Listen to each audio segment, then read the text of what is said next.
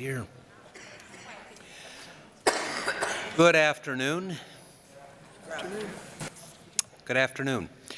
My name is Steve Lathrop. I am the state senator from District 12 in Douglas County, which is Ralston and parts of southwest Omaha.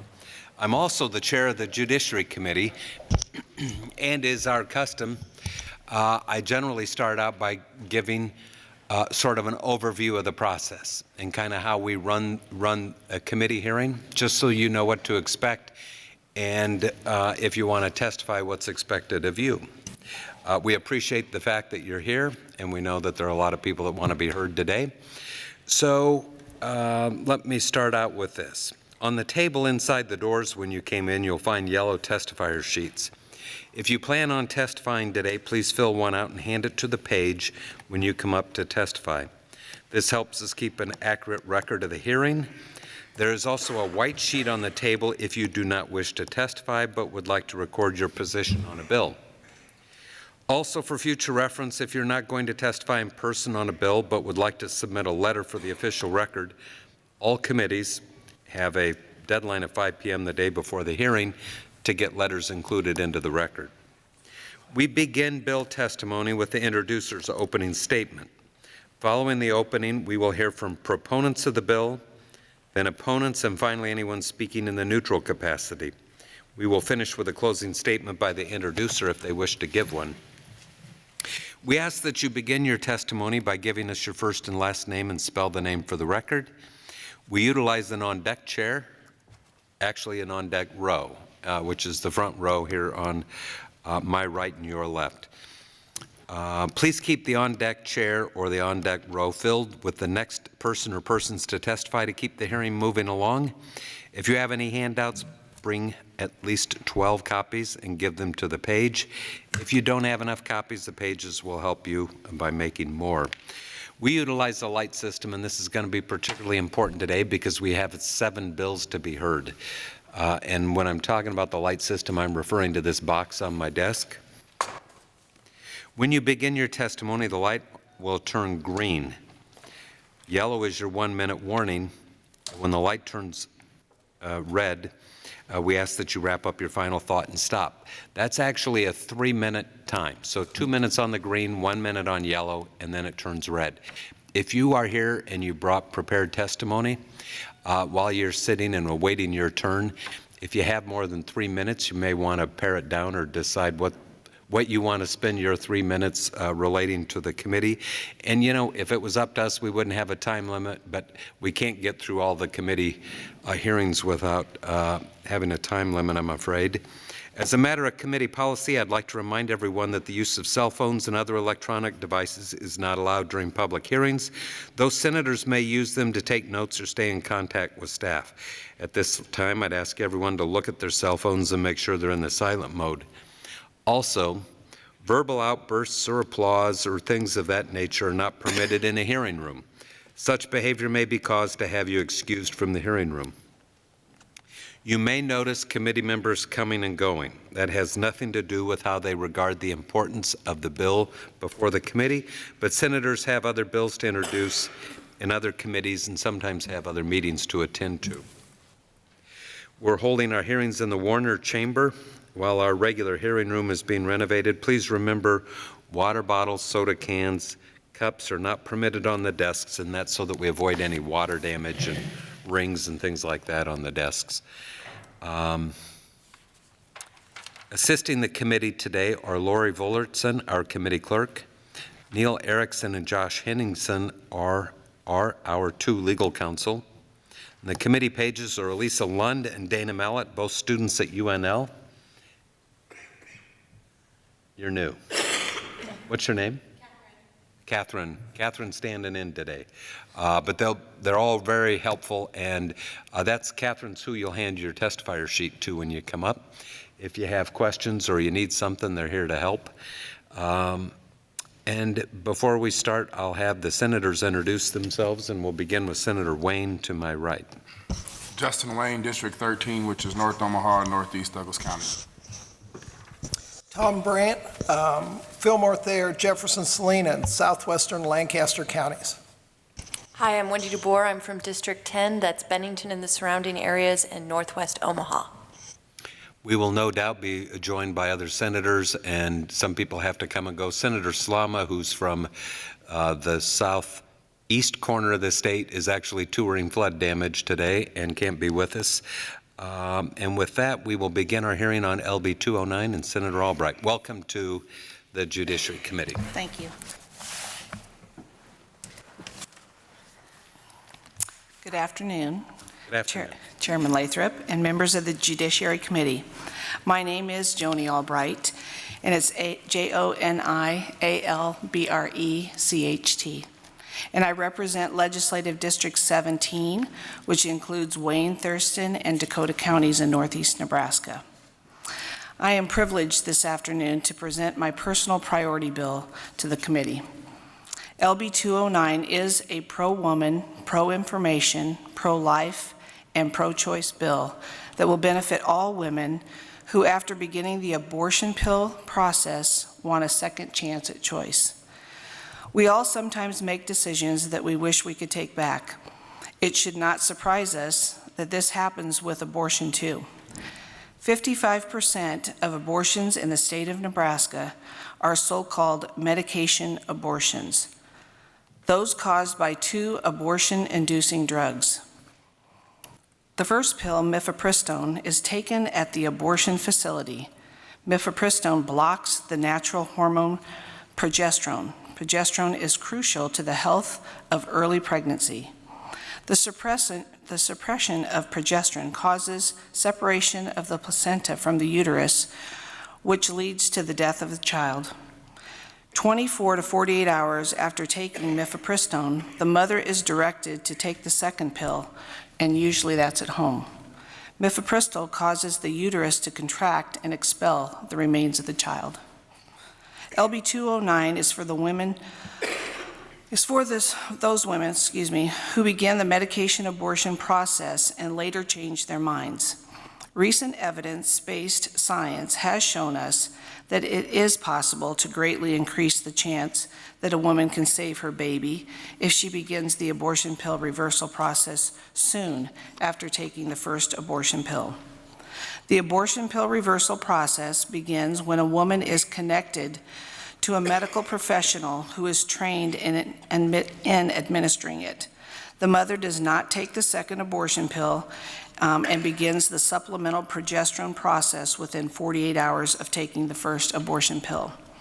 Progesterone is a natural hormone that supports healthy development for unborn babies in the womb and has been used for decades to sustain high-risk pregnancies. Reversal is already being offered successfully in Nebraska and across the country.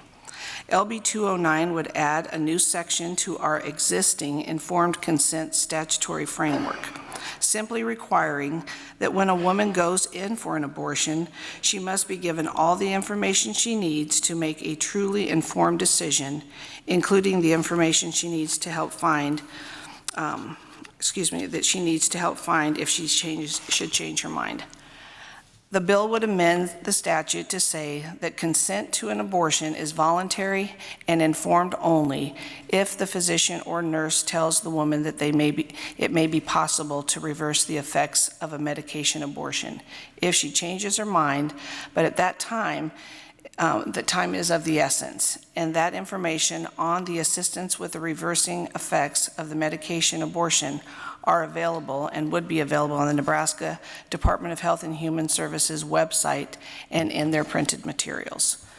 LB 209 would also require that the Department of Health and Human Services review and update information regarding where to locate a qualified medical professional who can aid in the reversal of the medication abortion as necessary. Informed consent is the bedrock of good medical practice, whether in surgery, taking medication, or any other medical procedure. For abortion, Nebraska already has an informed consent framework in our law, which lists a number of things an abortion provider must tell a pregnant woman so that she can make an informed and truly voluntary choice. For the woman who takes the choice, who makes the choice to pursue the reversal, it gives her an opportunity to spare herself the pain and regret of a longer wanted abortion, as well as the pain and regret of losing a wanted child. In addition to the 24 senators who have already co-signed and sponsored 209 with me, I'm proud to have the support of many doctors, nurses, and women and families across the state of Nebraska. Again, I want to stress to the committee that LB 209 is about real choice and providing women with all the information they need to make a truly informed and voluntary decision. I would urge you to vote yes on LB 209 and give the women a second chance at choice. If you should have, I hope you've received the letter from an OBGYN who has successfully administered the abortion pill reversal process right here in Lincoln. And I will be followed with testimony by another medical professional who administers this abortion pill reversal process. And you'll also hear from a mother who has benefited from receiving information on the abortion pill reversal and now has a healthy 6-year-old baby boy. And I'd be happy to answer any questions you may have and try to answer those. And I thank you for your consideration. Let's start with Senator DeBoer. Senator Albrecht for coming today. Do you know what is the current standard of care for abortion doctors when they're giving this medication abortion in terms of informing their patients about the success rate of the process? I don't know what the success rate is. Mm-hmm. Do you have that information? Actually, in the bill, it does state that they have 24 hours in the state of Nebraska to go over all of these things. They actually even talk about, they what do I want to say? They have the, I'm going to screw this up. Sorry. It's, what am I trying to say? They have to do an ultrasound. Sorry, I wasn't there. They have to do an ultrasound, and they have to inform them about the pill.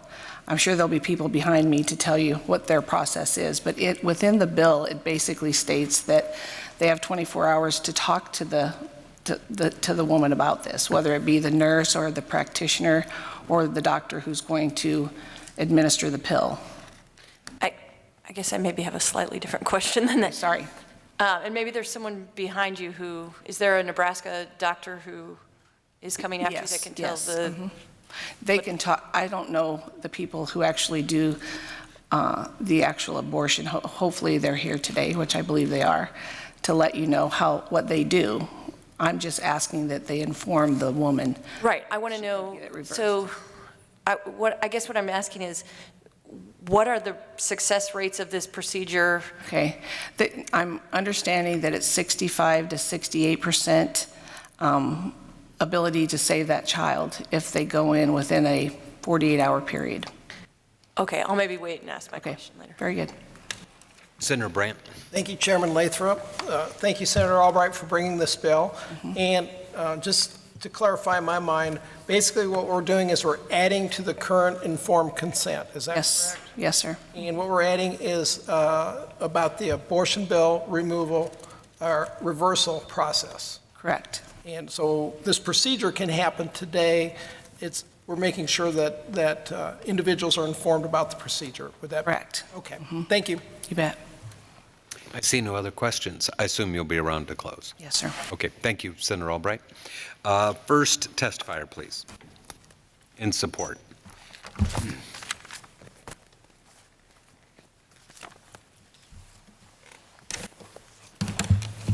Good afternoon.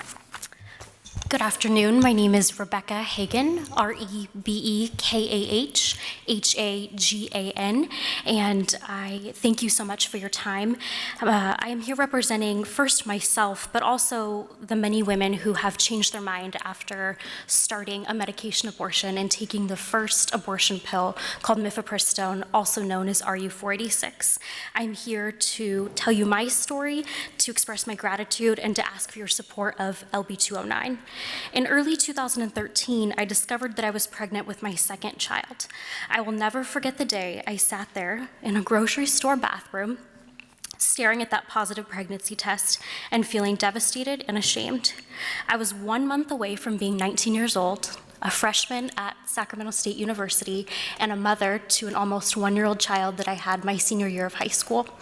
I had just left the extremely abusive relationship I had been in most of my teenage years, and I felt that raising 2 children at 19 while in college was not just inconvenient, it was downright impossible.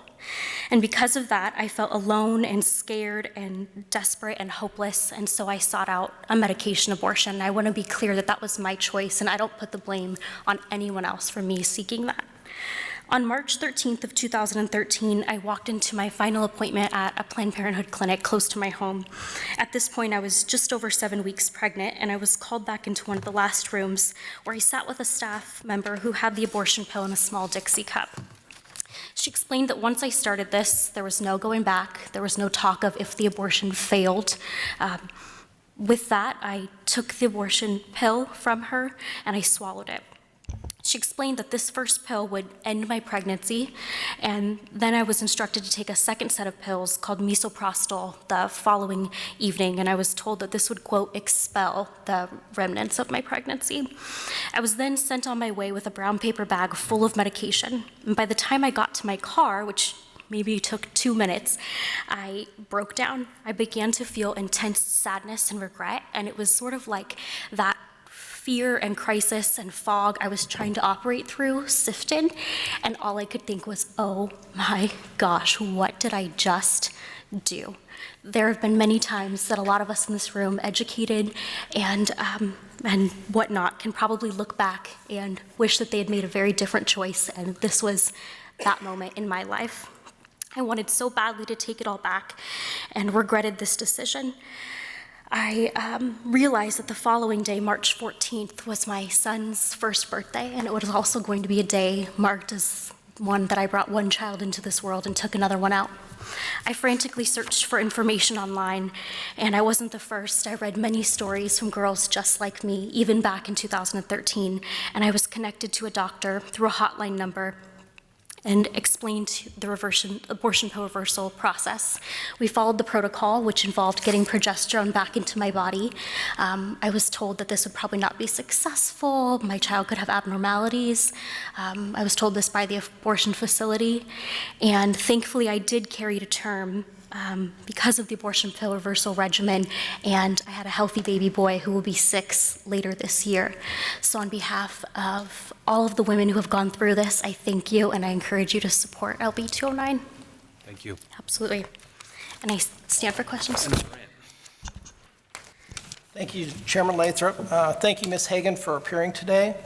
I take it what happened to you happened in California. Sure, yes. And at that time, did they have a law like what we're proposing here?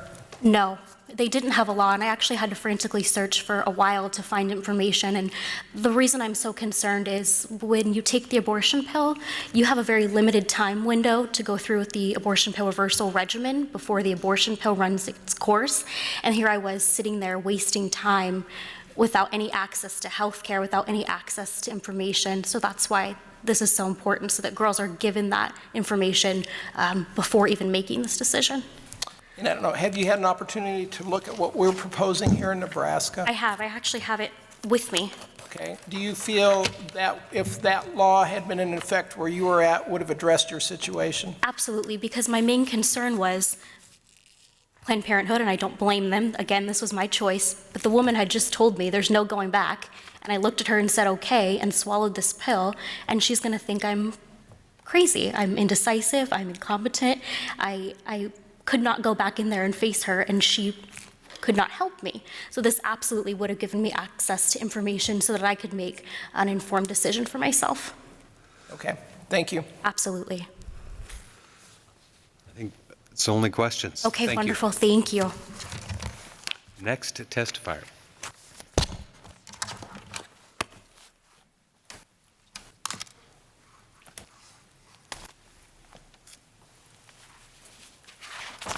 Good afternoon. Good afternoon. Thank you, members of the Judiciary Committee, for letting me speak today. My name is Teresa, Teresa, Kenney, Kenney. and I am a women's health nurse practitioner who has 19 years of experience in women's health. I am representing those women who, like my patients, are seeking a second chance at choice. I am so grateful for that hotline number. This is what one of my patients said to me months ago after taking the first set of pills intended to cause her abortion. She regretted that choice to take the pill immediately after ingesting it, and therefore looked online to try to figure out if there was a way to reverse the process. Thankfully, she found the abortion pill reversal hotline that put her in touch directly with me at Sancta Familia Medical, and I was able to see her in my office within 24 hours after she took the abortion pill. When I saw her, we talked about the events surrounding her pregnancy and her decision to terminate it, which was difficult and very conflicted. I discussed the protocol developed to reverse the effects of the pill she had just taken, and she was grateful to have that choice, a choice to save her pregnancy, a choice that she deserves. The emotional pain a woman goes through in deciding to have an abortion is real, and it is no less painful and traumatic when she decides she made the wrong decision and wants a second chance. This patient, I am happy to say, because of abortion pill reversal, is now in her 3rd trimester with a very healthy pregnancy. The abortion pill reversal protocol is safe, based in science, and it is successful. The hormone called progesterone, the main hormone that supports all pregnancies, is administered to the patient, effectively reversing the effect of the abortion pill medication called mifepristone. It is simply the exact antidote to the abortion medication process that starts after taking mifepristone. Progesterone has been used safely in pregnancy for over 50 years and is often used to sustain early pregnancy for artificial reproductive technologies and to prevent premature labor. Abortion pill reversal is great news for a woman caught in a situation where she changes her mind about abortion and wants to carry her baby. A recent peer-reviewed study in 2018 shows the average success of the abortion pill reversal protocol is about 64 to 68% effective. This rate is significantly better than the 25% survival rate for the pregnancy if no treatment is offered. I have now had the opportunity to work with several patients who have had willingly participated in this treatment and all who have been very grateful. Most women are unaware of the information surrounding abortion pill reversal, and they should be informed while going through the process of education and informed consent regarding medical abortion before being in the midst of a crisis where time is short and they feel helpless about what to do next. Abortion pill reversal does not save every pregnancy, but allows for a woman to do everything that she can to reverse a decision she deeply regrets, and it gives her support in so many other ways, emotionally, physically, and socially, which she would otherwise may not have received at a time when she feels unsupported, scared, and alone. Abortion pill reversal is important, and all women should have the information they need to have access to it. I believe that women are strong and capable, and I think that the state of Nebraska should stand behind and protect her right to receive this information as a part of all her options for reproductive care. And I'd be happy to take any questions that you have. Senator DeBoer. Okay, so you're a nurse practitioner? I'm a women's health nurse practitioner, correct? And where do you, I think I've lost my, okay, there, now I found it. Where do you practice? Sancta Familia Medical Apostolate. Which is? It's in Omaha, Nebraska. Okay, I just didn't know. Even though I represent Omaha, I wasn't familiar with it, sorry. So maybe you can help me then. Can you take me, I just don't know much about this process, so can you take me through the process? So a woman takes the mifepristone, which is the progesterone blocker. Correct. How long does that take to get into her system? It goes into her system within 12 to 24 hours, but the whole medication stays in her system about 72 hours. So that's where the window, the woman has about 72 hours basically to be able to reverse that process or reverse the mifepristone process. So the mifepristone goes into her system, she takes it from the Dixie cup, and then 12 hours later it's sort of in her system, and then there's a window for the rest of that 72 in which it's blocking the progesterone. Is that the medicine of it?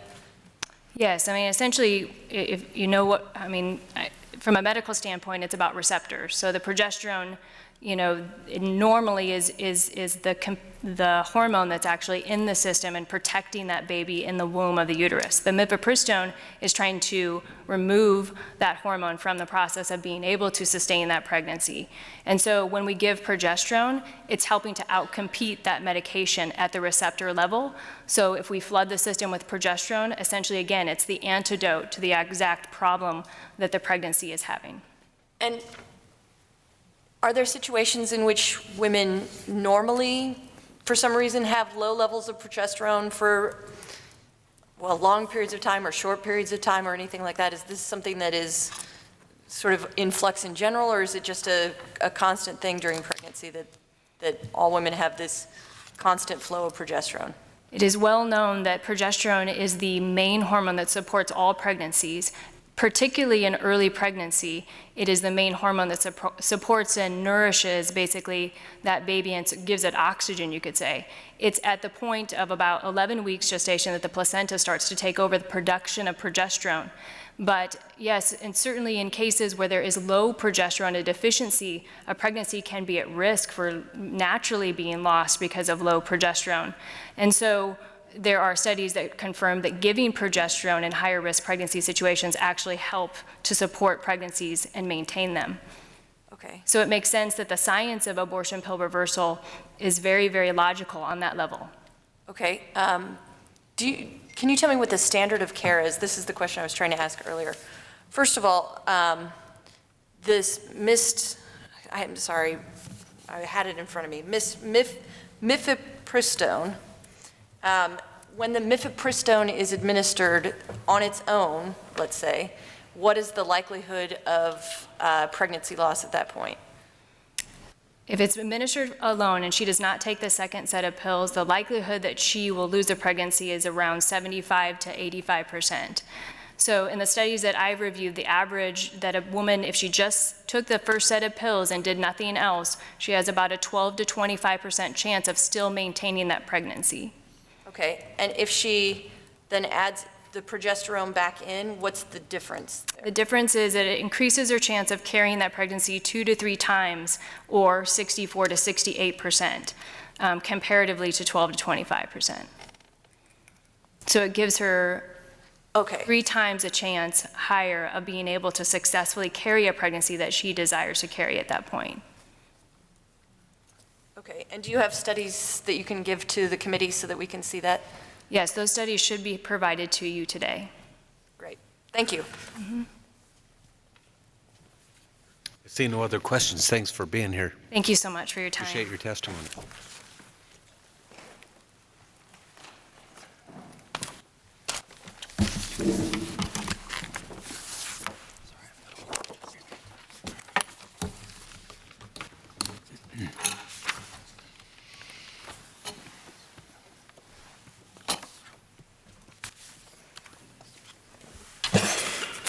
Good afternoon. Good afternoon, Chairman Lathrop and members of the Judiciary Committee. Excuse me, my name is Marion Miner, M-A-R-I-O-N, M-I-N-E-R, and I'm here on behalf of the Nebraska Catholic Conference, which advocates for the public policy interests of the Catholic Church and advances the gospel of life by engaging, educating, and empowering public officials, Catholic laity, and the general public. And I'm here today to express the conference's support for LB 209. LB 209, as you've heard, makes an addition to Nebraska's existing informed consent statutory framework as it relates to abortion. Already, under our existing law, a person performing an abortion has to inform the woman of several things before proceeding, including medical risks, the fact that no one can force her to have an abortion, and that she has the right to review information on alternatives.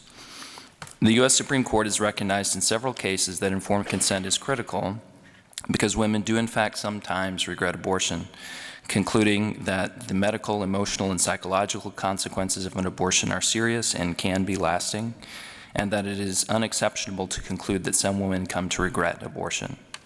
LB 209 would empower every woman with information so that she knows about all her options, including the option to change her mind and keep a wanted baby when she regrets her first decision. Abortion pill reversal, which is simply the administration of progesterone to overcome the effects of the abortion pill mifepristone, was only discovered in 2007. Rigorous studies have only been done on the process in the last few years. What they have found is both remarkable and perfectly in accord with common sense. When women are given progesterone, which has been used safely to support pregnancies at risk of miscarriage for more than 50 years, it helps them to save pregnancies which have been put at risk by a drug, mifepristone, whose specific purpose is to suppress progesterone levels. Studies done by doctors Mary Davenport and George Delgado in 2017 and 18, respectively, have shown that when women are given a single dose of mifepristone in the current clinical practice, in the amount of the current clinical practice, there's approximately a 25% chance of embryo survival should the woman not receive progesterone treatment afterward. On the other hand, when the woman does receive progesterone, the chances that her baby will survive to term increase from 25% to 64 to 68% when the woman receives treatment through the most effective methods. LB 209 is, in our view, a common sense information bill that gives women a chance at a second choice when they regret their decision to start a medication abortion. Women in Nebraska deserve to have this information available to them. One can only imagine the devastation a woman might feel months or years later when she discovers it may have been possible to save her baby if only she had known about the resources available to her. This legislation is compassionate and would be justified even if it would only help a few women in Nebraska each year avoid a lifetime of regret. It does not place any restrictions on abortion. It only gives women the information they need to pursue every option available to them. The conference encourages you to advance LB 209 to general file, and I will point out that in the handouts that I've provided, those studies by Drs. Davenport and Delgado that I referenced are included in that handout. Okay. I do not see any questions for you today, but thanks for being here. All right. Thank you very much.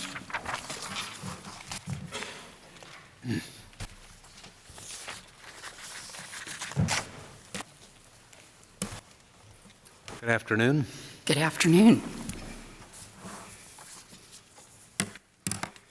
Good afternoon, Chair Lathrop and members of the Judiciary Committee. I'm Karen Bowling, K-A-R-E-N-B-O-W-L-I-N-G, and I represent Nebraska Family Alliance in my testimony. The key to making important healthcare decisions is access to all relevant information.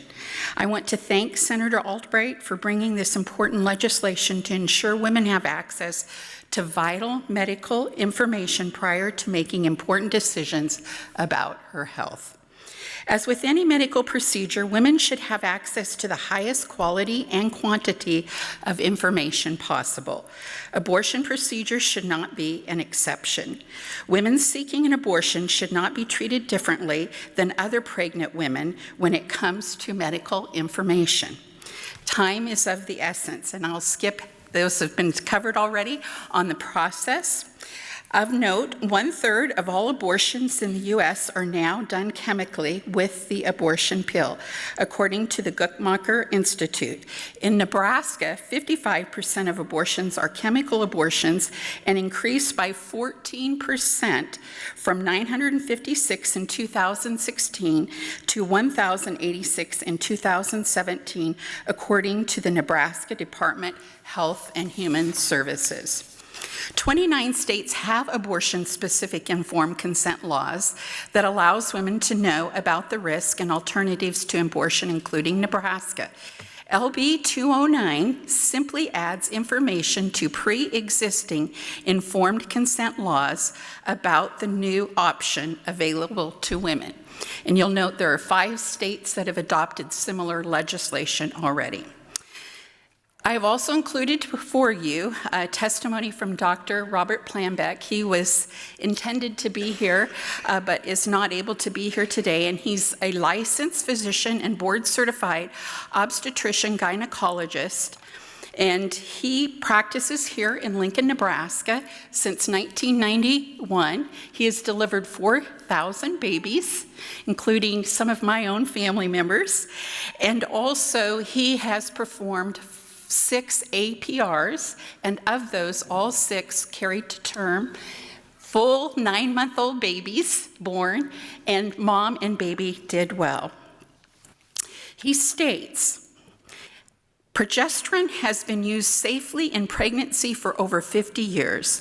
Progesterone is used for many problems in pregnancy. For example, patients that are high risk for miscarriage are often treated with progesterone throughout the first trimester of pregnancy and is used during in vitro fertilization without harmful effect.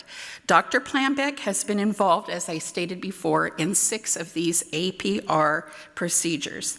The U.S. Supreme Court ruled the state has an interest in ensuring so grave a choice is well informed.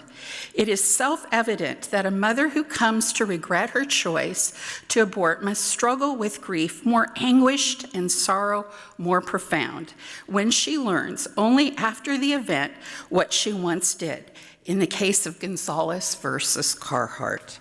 With more Nebraska women choosing chemical abortion, our state should protect her right to have access to all relevant information should she change her mind. Ms. Bowling. Thank you. I will field any questions. I do not see any questions for you. Thank you. Thank you. And just for people, for the benefit of those that are testifying, if someone has a letter, you can testify about your own thoughts and your opinions and that sort of thing, but having people come up and read letters that have been submitted or could be submitted is not a good practice. Okay, Thank you. Thanks. Next testifier, please.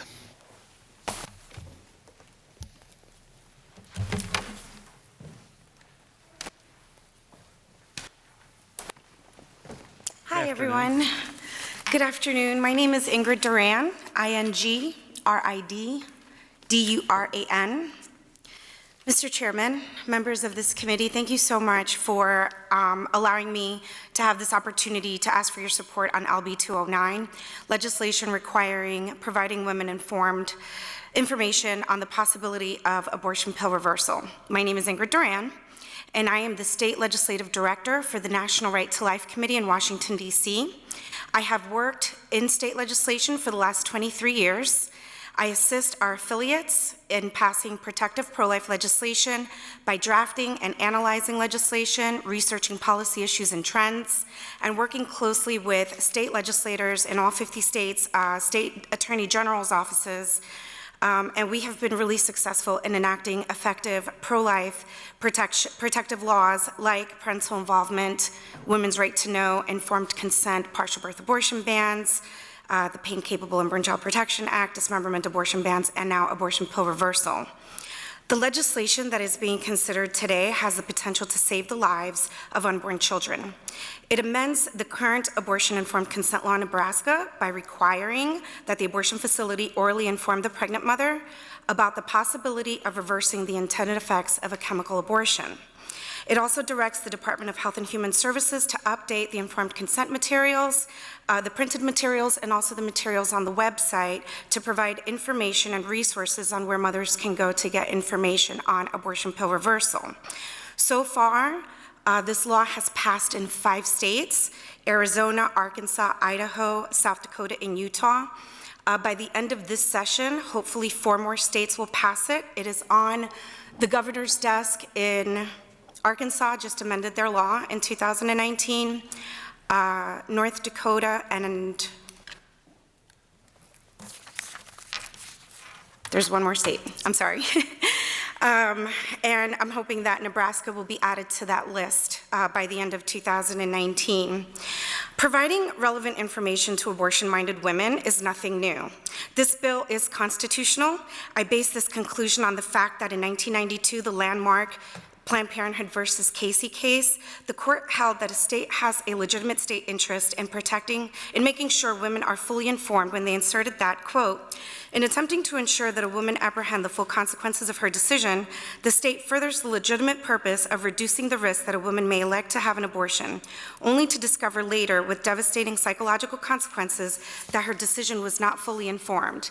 If the information the state requires to be made available to women is truthful and not misleading, the requirement may be permissible. LB 209 protects rights. It protects women. Contrary to what some would have you believe, it does not ban anything. Therefore, it will pass the undue burden standard established by the KC Court because it places no obstacles on women obtaining abortions. The law only serves to inform women about the possibility of abortion pill reversal. This possibility has so far saved over 500 babies and counting.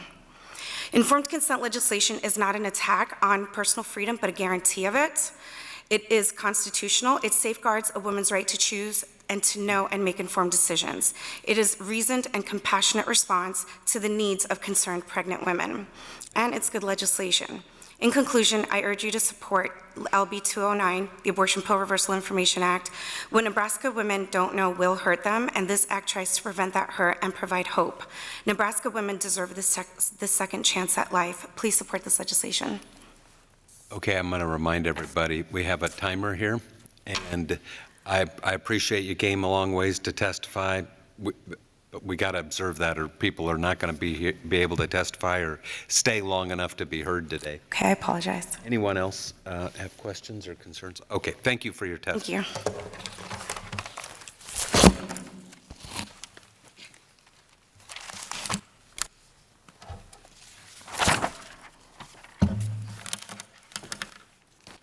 Good afternoon. Good afternoon, Senators. My name is Christine Gunther, and I am the Executive Director for an organization called Nebraskans Embracing Life. I'm also a registered nurse. I'd like to start what I have to say by asking each of you, what is the downside of letting women know all of their options? I would also like to ask, do any of you know of anyone who has regretted a decision to have an abortion? Because I can tell you that in my current role, this past year, I have received numerous phone calls, numerous women who have come into my office.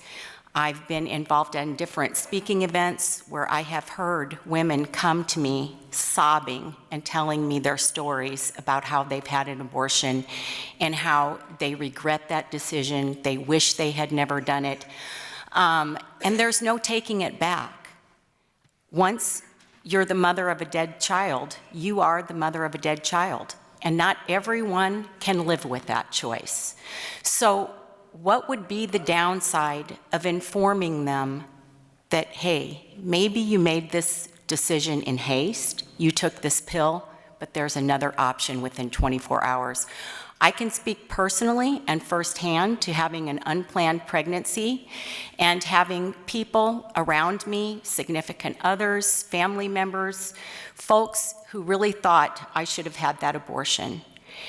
And you know what? I can see how a woman can make that decision hastily. The thing is, when I see these women sobbing, I see myself, and I say, thank you, God, that I never made that choice. I ask you then to please consider this as a real viable choice for women under duress. Thank you, Ms. Gunther. Gunther. I appreciate your testimony. I don't see any questions for you today. Thank you. Next proponent.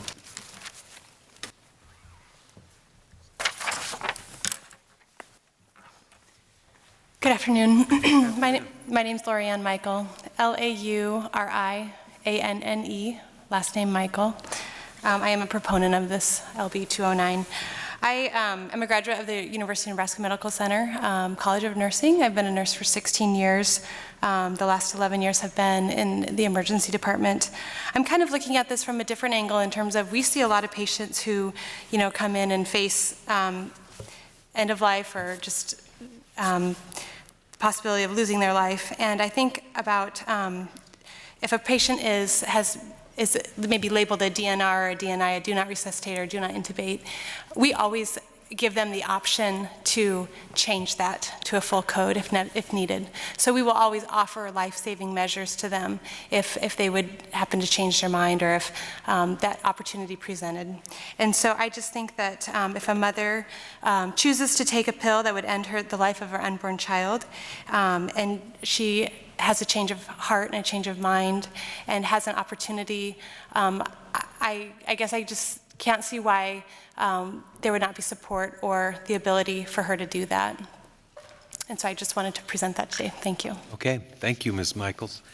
I do not see any questions. Thanks for being here today.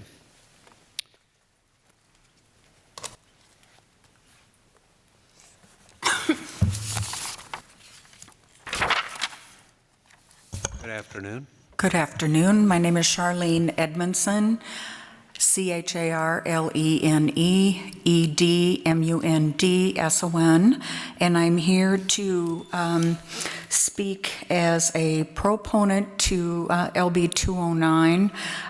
We've heard lots of talk about the benefits for the mother and obviously for the baby. I'd like to address one last group, it looks like I'm the last, and that is the medical professionals who commit their lives to working by their Hippocratic oath to do no harm. LB 209 helps medical professionals to take positive action to fulfill the commitment that they made to their profession by sharing information with patients about oral progesterone capsules that can potentially save the preborn from medication abortion. And thank you for listening to that last piece to the message. I appreciate that. I ask you to support LB 209. Very good. Thank you for your testimony. I do not see any questions. Anyone else here to testify as a proponent? Seeing none, we will next take opponent testimony. Can I see by a show of hands how many people intend to testify, just so that we can alert the next introducer? One. Are you moving to the testify? 2, 3, 4, 5, 6, about 6. Okay. Anyone going to testify in a neutral capacity? Okay. We're not taking neutral testimony at this point, just the opposition testimony. And if you're going to testify in opposition, if you wouldn't mind being in the front row so we can keep the chair filled and the hearing moving. Okay, good afternoon. Hi.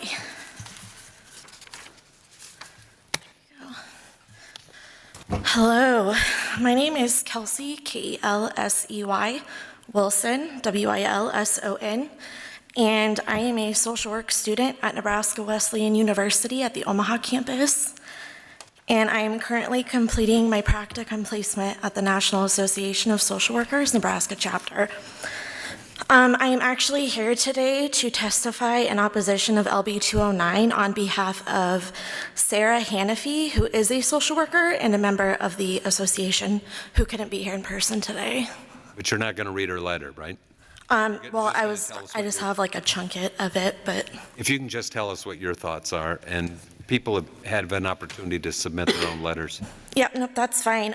So we adhere, NASW members adhere to a strong code of ethics, and a primary point within that code is a focus on self-determination of a client and independent decision-making after reviewing all of their options. And so this statute would decrease an individual's ability to make a well-informed decision about their reproductive health care due to the inaccurate information being provided to them. If medical professionals are required to give inaccurate information to patients, that may cause the patient's faith in the profession and knowledge of their medical community to be greatly decreased and may cause them to seek less medical care in the future. So that's the only part that I'm reading. Yeah, no, I appreciate that. No, you're fine. You can understand. No, I We totally accept understand, letters, yep. And when people come and read somebody else. Yep. No questions? Okay, thank you. I don't see any questions, but thanks for your Thank testimony. you.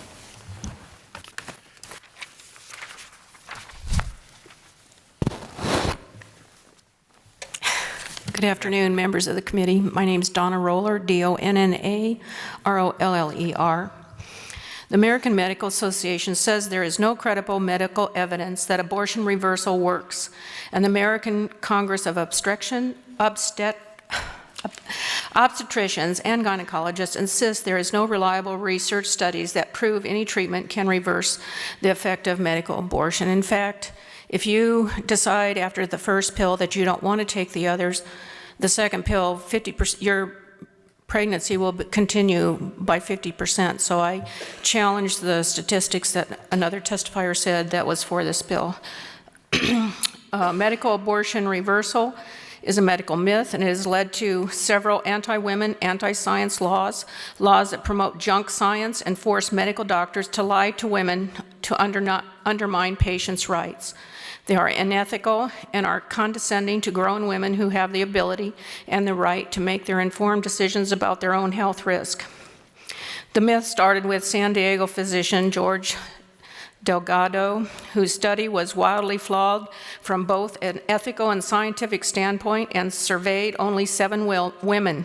He was anti-abortion himself, and his study was done in cooperation with Life Savers Ministry. A religious conviction of a few should not be dictated by the rights of all women that may or may not have those beliefs. And I've reviewed many articles on this subject, and I find most of them are in agree with this. If they aren't, they have some religious connection that are for this bill. So I don't really think this is necessary at all. And most women who make this very difficult decision, 95% of them are not sorry that they did that. So that's what I have read, and I have gone through and read many, many articles. So they're all in agreement, and I gave you a handout to that respect. Thank you. I do not see any questions, but thank you for your testimony. Thank you. Sure. Ms. Roller, thank you. Next testifier, please. Good afternoon. Good afternoon. My name is Michael Saenz, M-I-C-H-A-E-L, S-A-E-N-Z. I'm here on behalf of abortionclinics.org, offices of Dr. Leroy Carhart. I first wanted to read some information about the American College of Obstetrics and Gynecologists. A 2012 case series reported on 6 women who took mifepristone and were then administered varying progesterone doses. 4 continued their pregnancies. However, this is not scientific evidence that progesterone resulted in the continuation of those pregnancies. This study was not supervised by an IRB, Institutional Review Board, or an ethical review committee required to protect human research subjects, raising serious questions regarding the ethics and scientific validity of the results. Case series with no control groups are among the weakest forms of medical evidence, and legislative mandates based on unproven, unethical research are dangerous to women's health. That is by the American College of Obstetrics and Gynecology. On my behalf, this is nothing more than an insidious attempt by anti-abortion fanatics to further their agenda. This would force our physician to deceive his patients. This bill proposes that patients are treated on a hypothesis about administering progesterone to reverse the effects of mifepristone, and we as a state should consider the health of the public in every policy, not just politically driven ideology grounded in untested claims. Thank you. Hang on a second, if you don't mind. So the Catholic Conference, as part of their material, handed out an article that's entitled Embryo Survival After Mifepristone, a systematic review of the literature. Have you seen that article? I have not. I'm interested in knowing what the science is. You're telling me it's not there because there haven't been studies, and I just got this, so I don't have an opportunity to read it before. And who is it put forth by? Mary Davenport, MD, and George Delgado, MD. Okay. Matthew Harrison, MD. I haven't heard about that. Okay. Thanks. Just thought if you had an opinion or a thought, or if you were familiar with it. Not in regards to that. One second. Senator DeBoer has a question for you. This is something I've just been thinking about as we're talking about the science of it, because we're sort of hearing a couple of different ideas here, and I'm wondering, how would you go about performing a test of this theory about progesterone? Like, how would we even study that? I understand your ethical concerns about they didn't have an ILB or whatever, so how would you do this? I mean, I can't imagine you'd be able to find a large enough group of people to study. So how would Right, and I mean, personally, I can't speak on behalf of people doing these studies, but I can't imagine any way on how you would approach this from an ethical standpoint, because, I mean, you really are, you're just kind of throwing stabs at something and you don't know what's going to work. Okay, thank you.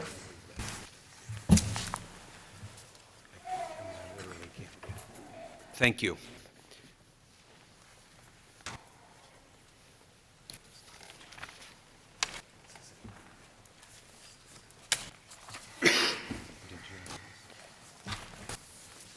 Good afternoon. Good afternoon. My name is Deborah, D-E-B-O-R-A-H, Turner, T-U-R-N-E-R. I am the Associate Medical Director for Planned Parenthood of the Heartland.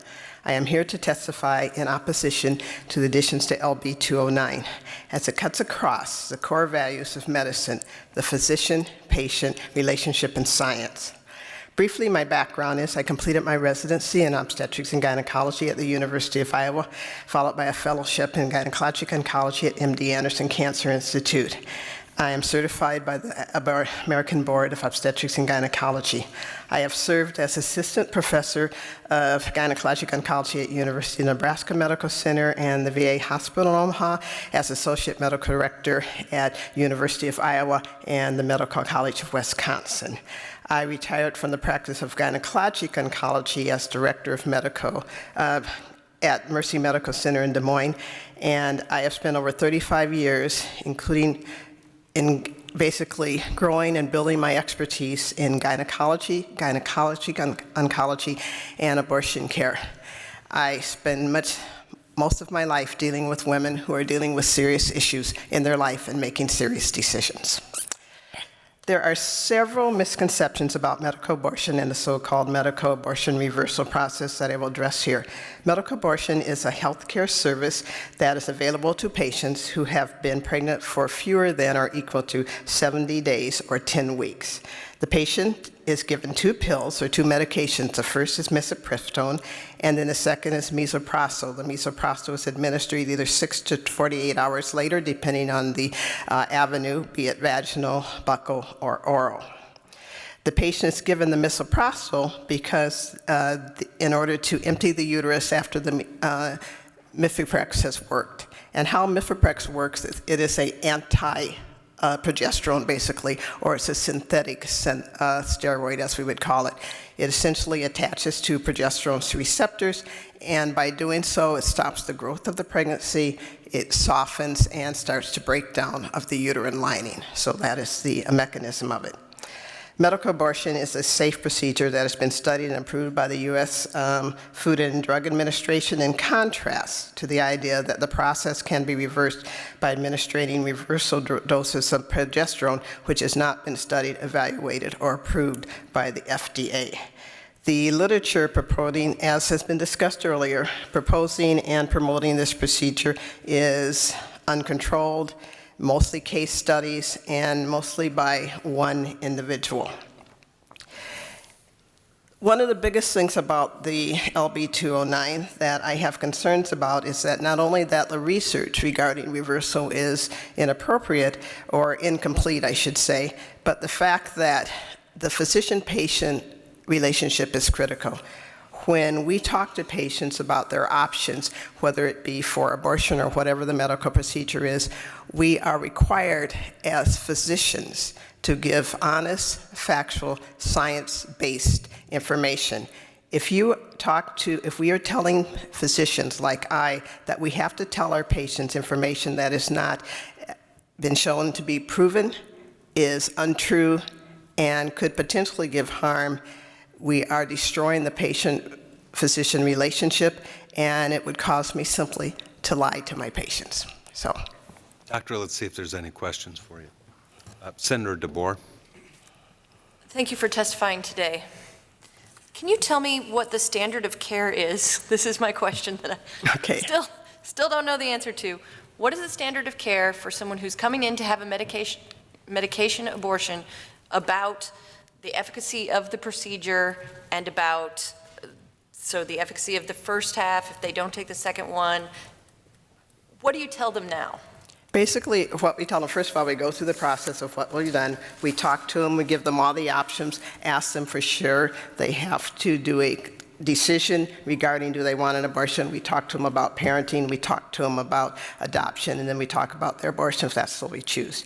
Then we tell them about how the pill works. We explain to them that the first pill is the one that actually stops the pregnancy growth, and they understand that that may not be 100% effective, and we usually give them percentages. We tell them that the second pill, which is the misoprostol, is the one that empties the uterus and causes the uterus to contract. So by the time they've gone through our first initial discussion with our ultrasonographer who goes over their background on that, and then spends time with our educator who goes over all the facts, talks about the medication, talks about the process, talks about the side effects, and make sure that they have their decision to go through for the abortion is clear.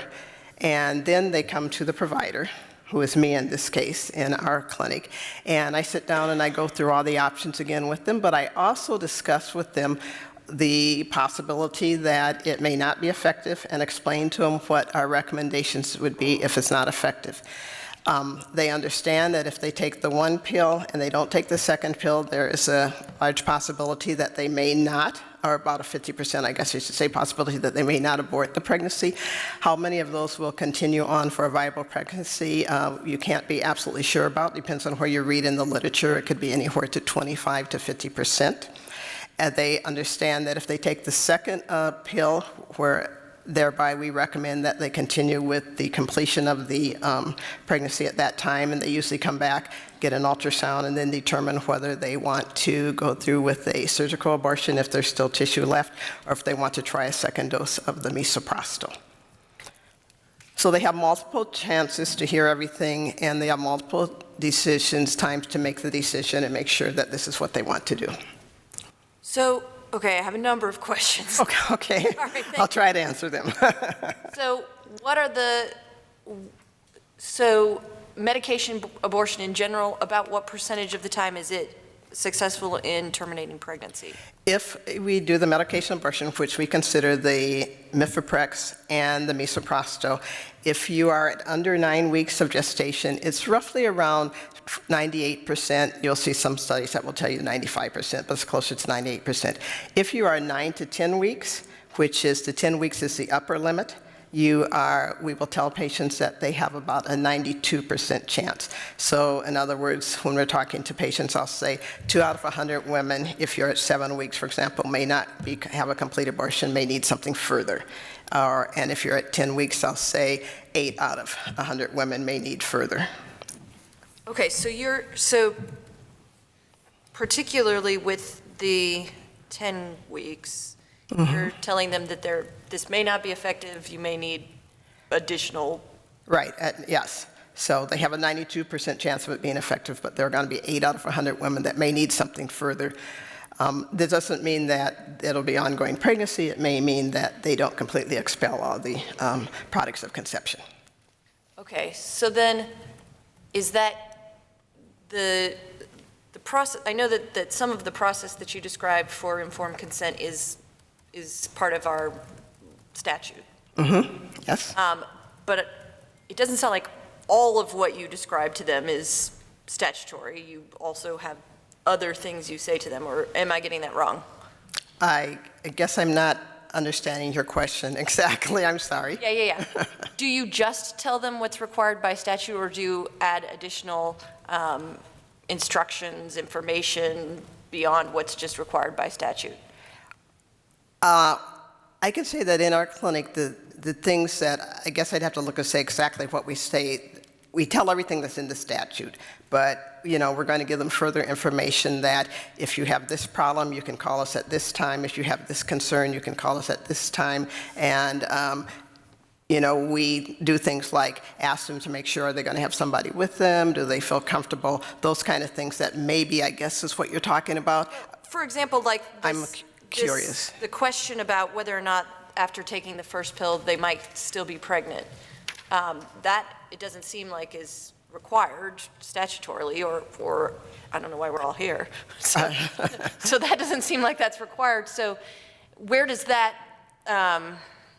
you've said that that's something that you tell them. Is that a Planned Parenthood? I guess I think the question you're trying to get at is that if they take the first pill and then decide not to take the second pill, is that what you're asking me? You said that there was some information that you give them about. We explained to them that the first pill, what it does is it stops the pregnancy growth, and the second pill empties the uterus. We explained to them that if they do not take the second pill, they may not potentially empty the uterus, so they may not have a completion of the abortion, if that's what you're asking me. Yeah. Basically what we tell them along the way is that there are no absolute positive guarantees at any step of the way that it will all be completed. And so what makes you tell them that? Because physicians speak honestly to their patients. Like, if I tell someone they're going to have a hysterectomy, chances are very good they're going to survive, but I tell them they could die. Sure.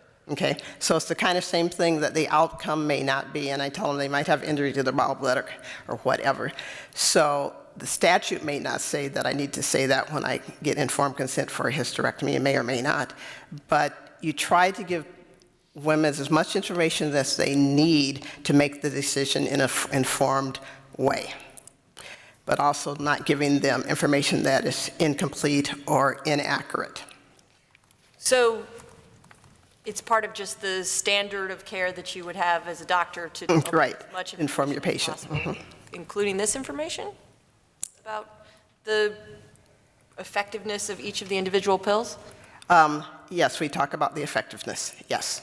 Okay. That's right. Okay, I'm sorry. I was trying to figure out what you were asking me. I apologize. That's okay. I'm just trying to figure out what people know and when they know it and why they know it and how they know it. So, thank you for that. I had another one for you. Let me look through.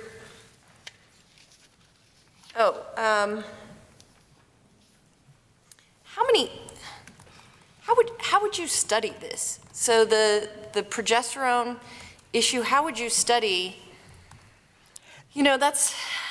That would be a very difficult, honestly, study to set up, okay? And there are, I'm obviously not a researcher, and I don't design all research studies, but when you're looking at a research study, first you look at the question you want, then you figure out how many people you would need to prove it one way or another. That's kind of where you would start.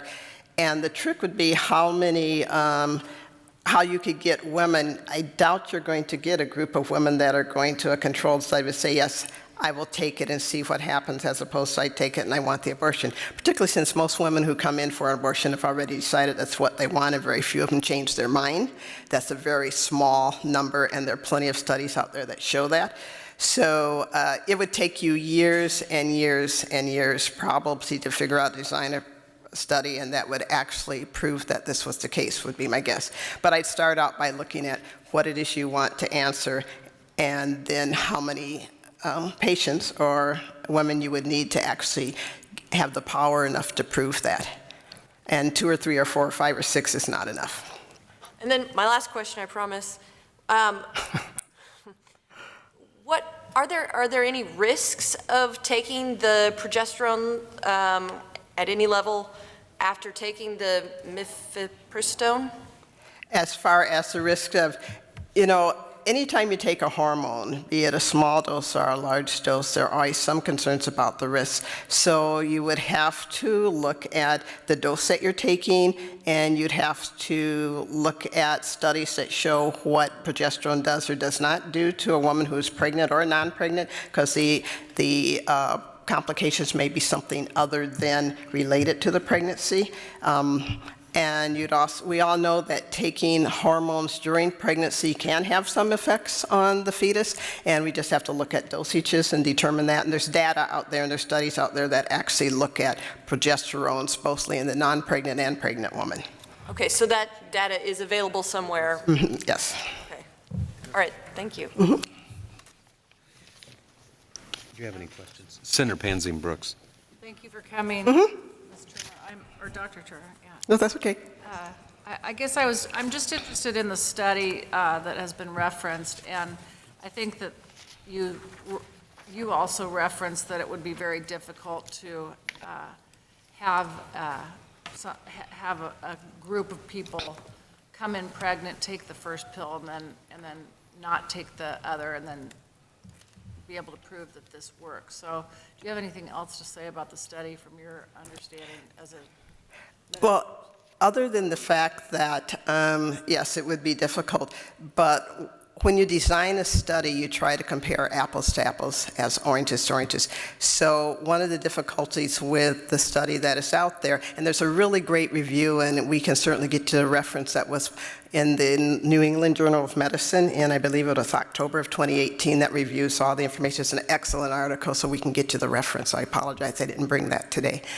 But so if you're going to study women who are going to take progesterone in this sense or whatever sense it may be, first of all, you'd have to look at the same gestation. You'd have to make sure they were taking the same dose. You would have to make sure they were taking in the same regimen. You'd have to determine whether you were giving it, whether someone already has an ongoing viable pregnancy or someone has a pregnancy that's how you're going to determine if it's viable pregnancy or not, because there's good data that shows that if indeed you take the Mifeprex and you have an ongoing pregnancy at about viable pregnancy after, I believe it's 72 hours, and I'd look at that for sure, but I think it's 72 hours, the chances of you going on to have continuing the pregnancy are probably at least 50%, which is basically kind of the same numbers that you're seeing in the study. So it's like, you really have to fine-tune it to very specific data and comparing apples to apples and oranges to oranges. Okay, thank you.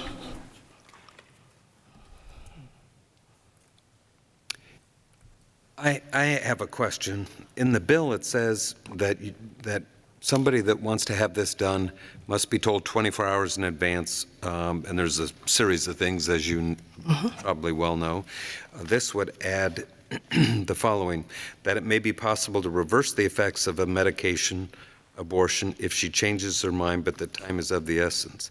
Is that a true statement? If we made you say that to a patient, would it be a true statement? No, it would not. There's no data or information that that I could tell a patient that that would be an honest statement.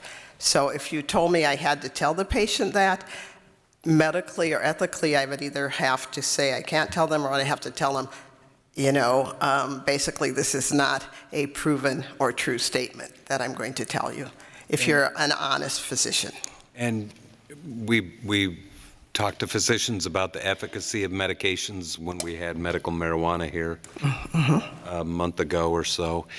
And your opinion that you just gave is a function of the fact that there are no studies that would show the efficacy of the progesterone treatment that's been described. Is that my understanding? Yes. And is it possible, I think maybe in answering Senator Pansing Brooks's question, it doesn't sound like it's possible to do such a study because you can't get a control group. I didn't say it's not possible. I'm saying that in order to try and do it, you would really have to design a well-designed study, and that has not been done. Okay. It's not, that's something that's possible, it just hasn't been done. So from a scientific point of view, you don't have the information. Right. And we try not to give patients information that is not scientific or proven. And it's very unethical to do that. And as physicians, we try to be as ethical as possible. And I want to try to understand one more thing that you testified to make sure I understand what your testimony is, and you tell me if I got this wrong. If somebody takes the first medication of the 2-medication regimen and they change their mind and stop, they have a 50% chance that the child will go, the development will continue. Yeah. The child will ultimately be born. And if you look at the literature, there's anywhere from, some studies will say 25%, some will say 50%. We say there's about a 50% efficacy with mifepristone alone without the misoprostol. Okay, and the fact that some of those people who took the first one but not the second one went on to have a successful pregnancy suggest that some of the information that's been put out by some of the folks that have case studies, it may just be a function not of the progesterone, but the fact that they're in the 25 to 50% of the people that would go on to have a successful pregnancy just by virtue of not taking the second drug. Yes. I think I get it. Okay. Senator Moorfield. Thank you for your testimony. Did you give a copy of your testimony? Yes. That'd be useful. Thank you. I do not see any other questions. Thank you for your testimony. You're welcome. And your sharing what you know about this subject.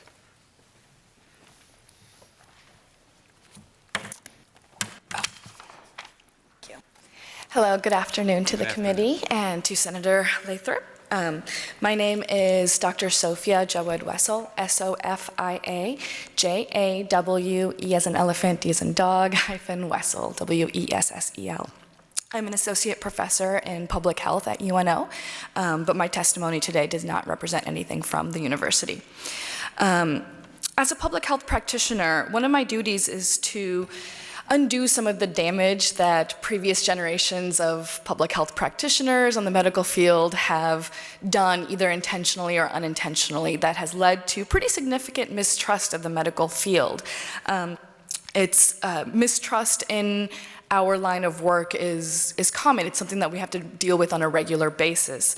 And while it might seem like this bill on its surface would increase trust, because LB 209 is actually harmful to public health and makes my job a little bit harder because it forces providers to essentially mislead their patients instead of giving them accurate information. So I wanted to discuss the Delgado study, if that was all right with you all, and answer some of the questions that I've heard. So I've read this study, and there's two others actually as well. And if you were to take a kind of in-depth dive into the methods used behind the studies, there are some significant scientific problems with this. So one of the issues that I have is not so much even that there isn't a control group, it's the methods that they use in terms of how they selected their patients, right? So in their methods, you'll find that they conducted an ultrasound prior to administering the progesterone to see if the pregnancy was still viable after taking that first medication, right?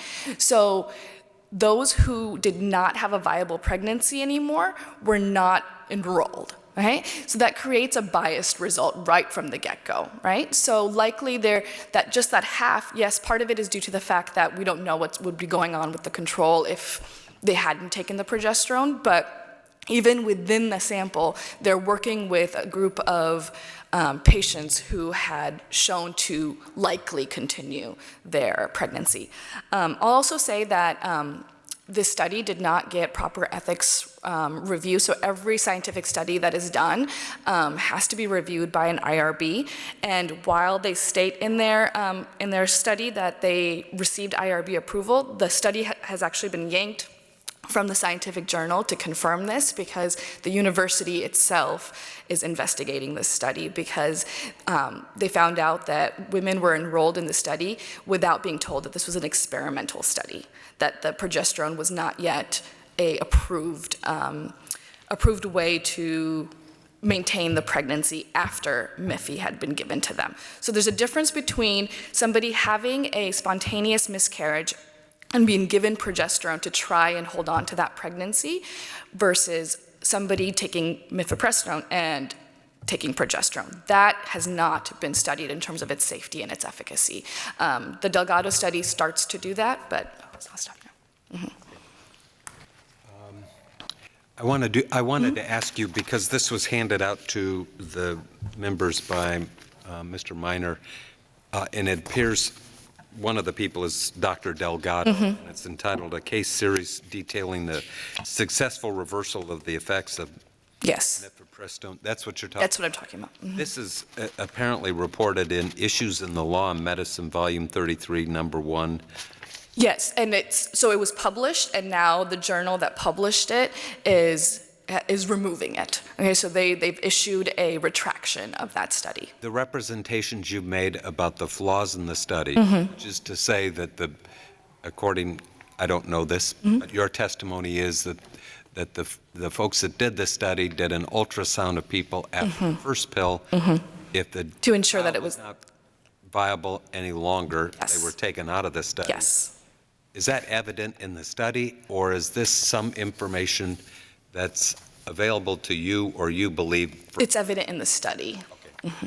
So especially if you go in and look at the table, so they don't actually come right out and say it in their methods section, but you see it in the results. So if somebody who is lay, who doesn't necessarily understand statistical analysis and some of that work might not pick up on it. And that was one of the reasons why it missed. When it was initially peer-reviewed, it was missed. But as people have been reading it more thoroughly, it's definitely in there. And so who's telling them, who's trying to pull this? I don't understand. So the university that Doc Delgado works for, and I can't remember what the university is. San Diego? Yeah, San Diego USD is the one that their IRB had been notified that there was incorrect informed consent, right? So some of the women were not told that the progesterone injection they were going to get was part of an experimental study, right? So that was the first big red flag. That may be unethical, but doesn't necessarily affect. So once that happened, their methods were being reviewed. So an IRB, they look through the ethics of a study, but they also look to see if there's scientific merit too. You know, is the study going to create biased results?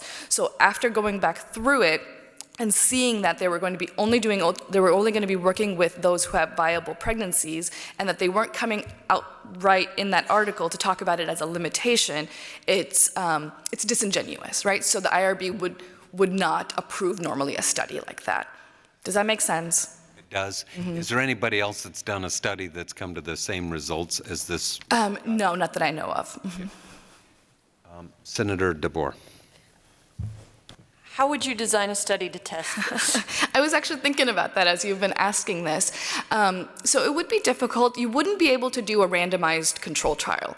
Not that I can imagine, because you can't force pregnant women to potentially lose their pregnancies or not, so that would just be off the table. But you could still do a pseudo experimental study where you have women who are pregnant who don't want to be, who approach their doctors and say, I want to try and continue the pregnancy and stop the abortion, and you would have to give them an option. They're like, we can try to do nothing and then we'll put you in the control group, or we can give you this progesterone injection if that's what you want to test. And you would have to have a large enough sample in both groups, but you would have to give women the choice, whether they want to be in the experimental group or whether they want to continue and see without taking any other medication and seeing what happens. But once again, you would have to match both groups so that there's equal numbers of women with similar demographics as well as how far they are in their gestational age. It would be tough, but you could theoretically do it. It would take you a long time, like Dr. Turner said, because there's so few women that go to their doctor saying that they want to stop the abortion, but that would give you a bit of kind of a control group. So are there other pieces of public health where you're similarly sort of constrained and not really very able to? Yeah. Absolutely. Most of my research is with pregnant women, and there's plenty of things that I would love to know, hard and true, whether this is safe or not safe, but I can't ethically ask pregnant women to do something that might be dangerous for their pregnancy. So, and there's plenty of workarounds, and we don't always have to have a randomized control study to get a pretty good picture of whether something is safe or not. It's not going to be 100% like a randomized control trial would be, but that's okay. That's not always what you have to have. Okay, thank you. Yeah. Does that answer your question? Yeah. Okay. I don't see any more questions for you. Thank you. Thank you for your testimony. Doctor? Good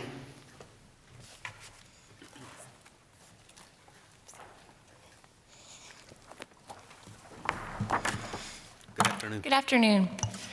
My name is Scout Richters, SCOUT-RICHTERS, here on behalf of the ACLU of Nebraska in strong opposition to LB 209.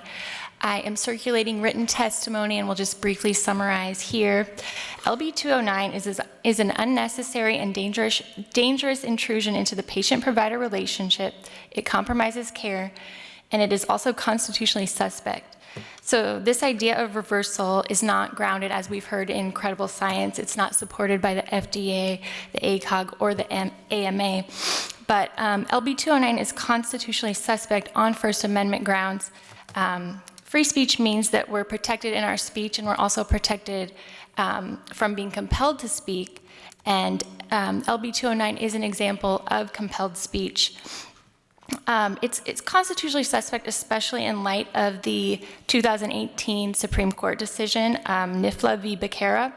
And in that case, the court considered a California state law requiring mandatory disclosures at crisis pregnancy centers. And the court, on First Amendment grounds, ruled in favor of the centers and held that disclosures can't be unjustified or unduly burdensome, and also that the disclosures need to remedy some kind of harm that is potentially real and not hypothetical. And so here with LB 209, you're requiring disclosure of something that's not based on reputable science, which is certainly unjustified and obviously not remedying any type of actual harm. So LB 209 is constitutionally suspect and does have the potential to bring about litigation, which we did see in Arizona after this same reversal language was adopted. And the reversal language was repealed as a result of that litigation in Arizona, and the state was left with $550,000 in legal fees. LB 209 forces doctors to give patients inaccurate, misleading information about unproven and experimental treatments. This compromises care as well as trust between a patient and her provider, and we need to trust patients and support doctors in providing medically accurate care. Thank you, and I'm happy to answer any questions. Did I hear you say that this provision or a similar provision was tested in litigation in Arizona? Yes, and it was repealed as a result of that litigation. So did the litigation lead to a judgment, or was the litigation pending and the Arizona legislature says we take it back? That is my understanding, the second one. So we don't have an order from a court interpreting this provision relative to the Supreme Court opinion on commercial speech? Correct. That's my understanding, but I can clarify that and get that information to you. I appreciate it if you would. I do not see any other questions. Thanks. Thank you. Anyone else here in opposition to LB 209? Anyone in a neutral capacity?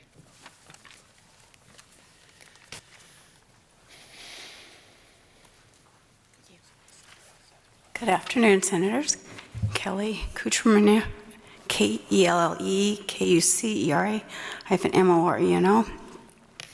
Thank you for bringing this bill to the Judiciary Committee. This is definitely my opinion. I have not studied this. I think what's important too is that we start trusting the Judiciary Committee to check into things, and that we do have full disclosure and options. It just sounds like a way of bridging the gap between the people who are pro-life and pro-choice.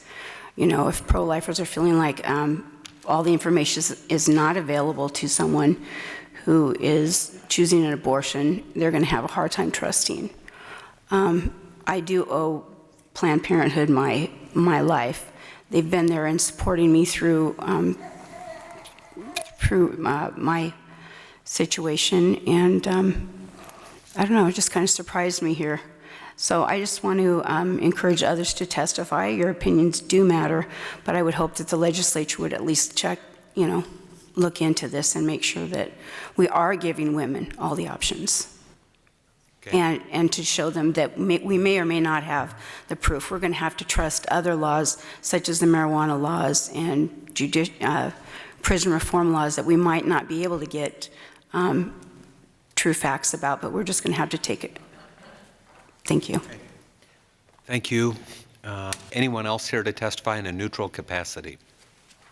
Seeing none, Senator Albright, you're free to close. We do have 26 letters that have been received and will be made part of the record in support. 4 letters in opposition, and none in the neutral. Great. Thank you. Again, thank you for taking the time and I think this was good conversation. Based on the information given to me about that study, that it was repealed, but it is now back out there. Where it's at, I'd like to find out so that I can provide it to you. But when the opposition was up before to say that there's no way that that you could possibly check to see what a good study would be.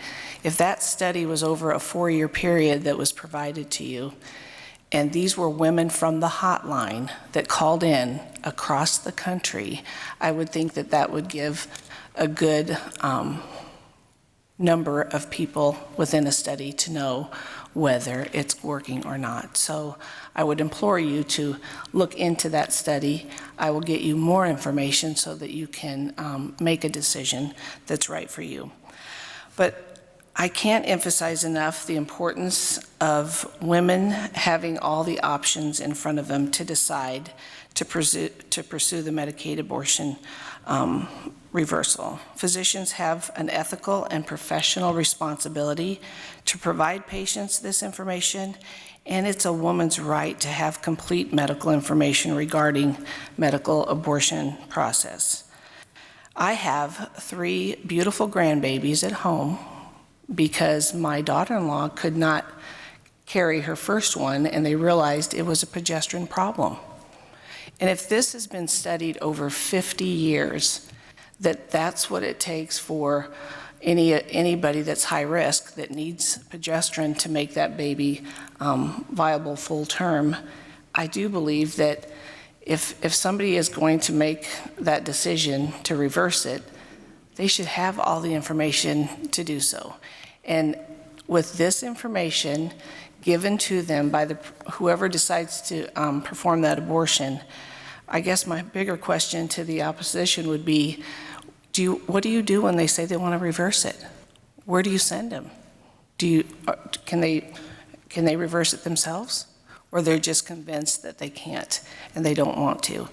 But the abortion pill reversal is safe. I believe it is proven. It's important that we give all women the information they need to make that informed choice, and LB 209 could be life-changing for those women. And it is a second chance at choice. So I was very much moved by Rebecca's story about her son.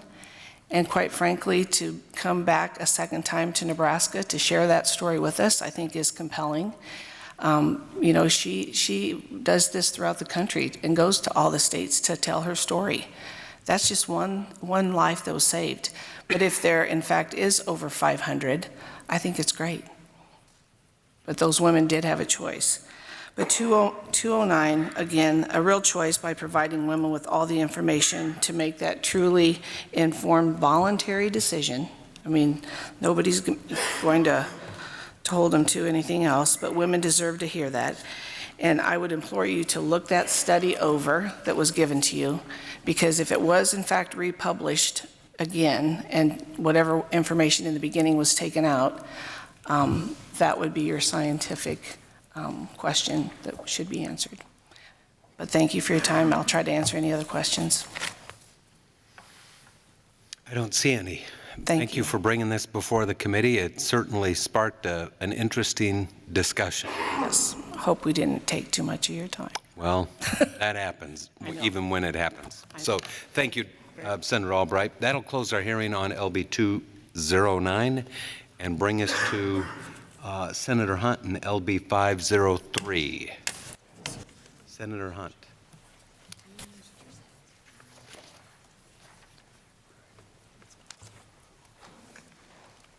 How many people are here to testify on this bill?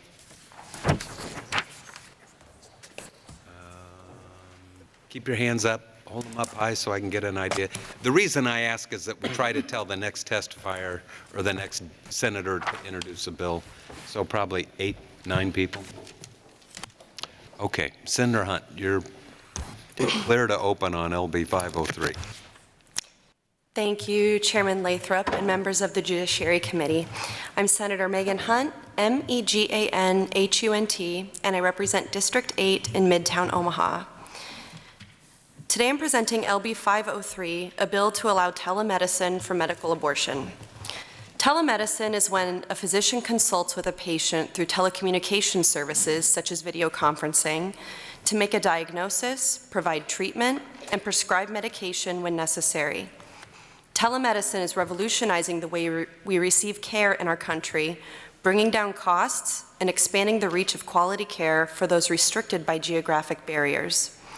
Its prevalence is rapidly increasing, with ophthalmologists, dermatologists, psychiatrists, and cardiologists most frequently utilizing this tool. Under current statute, all treatments and consultations that do not involve a physical procedure can be performed through telemedicine, except for medical abortion. This means that patients seeking an early-term abortion must be in the same room as a physician just to swallow a pill. This leaves many economically disadvantaged women and women in rural counties without access to safe and necessary care. I want to make sure we're clear on terms here, because I've seen some misinformation promulgated in the press. So let me explain what it means when we talk about a medical abortion. Medical abortion is a non-surgical way to terminate a pregnancy in the first 10 weeks. It's done through medication, 2 pills, that must be provided by a trained healthcare professional. That doesn't necessarily have to mean a physician. In states where telemedicine for medical abortions are allowed, a registered nurse or physician's assistant is present with the patient throughout the entire process. There's a growing body of research that demonstrates that virtual consultation with a physician for medical abortion is perfectly safe. We don't have to look farther than our neighbors in Iowa to see how this policy can play out. In 2008, Iowa legalized telemedicine for abortion to increase access to this care for rural patients. A scientific, peer-reviewed study, not revoked by the university who sponsored it, published in the Journal of Obstetricians and Gynecologists, took a look at patient outcomes for women who visited one of several telemedicine abortion providers in Iowa between 2008 and 2015. Those patients were evaluated by clinic staff who took their health history and an ultrasound. An off-site doctor then looked at their information and consulted with the patients through video conference to determine if they were good candidates for medical abortion. If the physician says they are a candidate for medical abortion, they are prescribed medication, a regimen of mifepristone and misoprostol, 2 drugs that together are sometimes called the abortion pill. I'm not going to belabor what all that is because you have heard about that already. But these patients take the first dose in the healthcare facility, and then they take the second dose at home and receive subsequent counseling and follow-up care. Patient outcomes for those who receive video counseling, video care from physicians, were compared with those who took the medication in the presence of a doctor. There were actually fewer complications among telemedicine patients than in-person patients. This study just adds to a growing body of research that demonstrates that this method is just as safe and effective as meeting with a physician in person. Physicians and other medical providers who have years of education and experience treating patients should decide the proper medical course for their patients, not legislatures. Facts matter, and evidence-based science and medical treatments are imperative to providing the best care for patients. This holds true whether we're treating the flu, cancer, premature infants, or terminating a pregnancy. The legislature rightly does not try to regulate treatments provided by cancer centers in the state. They have no business interfering with women's health either. Medical professionals have an obligation to provide their patients with the best care science has to offer. To single out a non-invasive treatment and deny access to necessary care for patients that do not have the means to find childcare and travel to another town, take time off work, it's unethical, and it puts an undue burden on women who are seeking safe and legal health care. And with that, I'll answer any questions. I do not see any questions, Senator Hunt. Are you going to stick around to close? Yes, thank you. Very good. All right, with that introduction, we will first start out with proponents of LB 503. And if you're going to testify as a proponent, if you can come up to the front row, that will help us keep things moving. Good afternoon. My name is Rebecca Wells, R-E-B-E-C-C-A-W-E-L-L-S.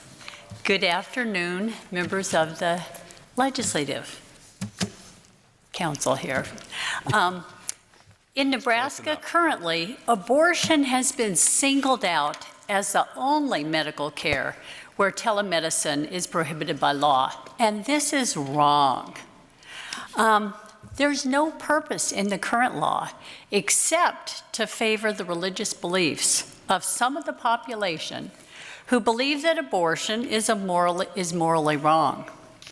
Medical abortion is a safe procedure, and for women with a pregnancy who for health or other reasons want to end it, the earlier it's done, the safer it is. Pregnancy is not without risk to a woman's health. Here in the United States, as we've been seeing in the news, maternal mortality has been going up instead of down, and it's one of the worst in the world. So when women feel that they want to make a decision that involves their health, they should be able to make it without the infringement by those who would limit their choices based on their religious beliefs. Nebraska is a large state, and there's a big rural underserved population where there is not always adequate healthcare provider access, and abortion in many areas of the state is limited or non-existent. Passage of this bill would work to bring health care equity to all women in the state. And this is an access to health care bill. I am hoping that you will advance this bill. I'm hoping that each of you can support it, even if you personally do not believe abortion would ever be a choice for you or your family. Again, there should be a strong separation between religion and state. And I think this bill needs to be passed. Thank you. Any questions? I don't see any questions, Okay, but thanks, thank Ms. you. Wells.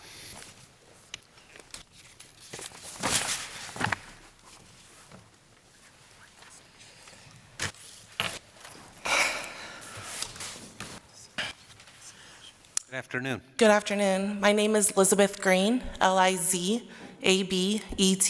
green like the color. I am the Regional Director of Health Services for Planned Parenthood. My territory includes health centers in Nebraska, Iowa, South Dakota, and Minnesota. I am here today on behalf of Planned Parenthood to offer strong support of LB 503 and answer any questions the committee may have regarding the nuts and bolts of telehealth related to abortion services. Planned Parenthood of the Heartland has served as an innovator in healthcare delivery, including ending early pregnancies through dispensing medication via telehealth. We have been delivering telehealth medication abortions in Iowa for more than a decade. Our system is very similar to that used to deliver other types of healthcare, like mental health services. The medical community at large has supported these efforts, including the American College of Obstetrics and Gynecologists. Briefly, in 2012, an Iowa restriction similar to the one here in Nebraska's law was challenged, and we won. Planned Parenthood believes abortion must always be a matter of personal choice, and that, as a patient, in consultation with a physician, has the right to obtain an abortion under safe, legal, and dignified conditions and at a reasonable cost. We also recognize and accept our responsibility to guard against coercion or denial regarding a patient's decision about continuing a pregnancy. Options counseling and coercion screening are still very much part of the telehealth abortion process. In our Council Bluffs, Iowa Health Center, for example, the process for a telehealth abortion is the same as a medication abortion performed in the health center.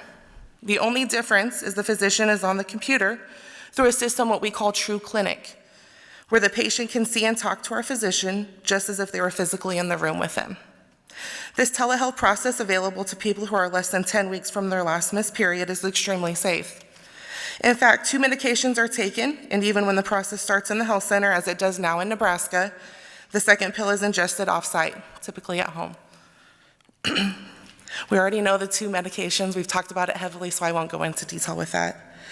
When this service is offered through telehealth, one of our physicians connects into the health center room with the patient and is present via video conference. The physician goes over the process of the medication abortion, including what medication is being administered in the office, as well as what medication is being sent home with the patient. The physician unlocks the medication remotely after educating the patient. The patient takes the first set of medication, mifepristone, while on the video conference with the physician. During the visit, the physician goes over the educational information provided to the patient from our staff in the health center, which includes what to expect after taking the second medication, misoprostol, as well as who to contact should they have any additional questions after leaving the health center. We have an on-call licensed healthcare provider available to all of our patients 24 hours a day, 7 days a week. The risk and side effects of medication abortion are relatively low and mild and low, including cramping, bleeding, nausea, and dizziness. Antibiotics are also prescribed regardless of whether the service is offered in person or through telehealth in order to help protect a person against side effects. We also send people with all information they need in case there are larger side effects. We do require an in-person checkup 1 to 2 weeks after the medication is ingested to perform either an ultrasound or HCG level assessment to ensure the medication abortion was completed and successful. During this follow-up visit, we take the opportunity to answer any additional questions the patient may have. I just want to thank Senator Hunt and all the co-sponsors for supporting this legislation and access to health care for Nebraskans. We urge the committee to support LB 503. Thank you. Senator DeBoer. I just kind of heard a little bit at the end when you're talking about the side effects of the medication abortion. It looks like cramping, bleeding, nausea, dizziness. When did those come up? When does the patient? Yeah, when does the patient experience? After taking the second dose at home. So 24 hours after taking the first medication. They don't have any side effects just from the first medication? They can have slight nausea and a slight dizziness, yes. They could have after the first, but it really experience after the second. And in the last discussion, we heard that the medication mifepristone, yes, sort of gets into the blood about 12 hours later. Is that your correct understanding as well? Correct. Okay. So, thank you. Welcome. I see no other questions. Thanks for your testimony today, Ms. Green.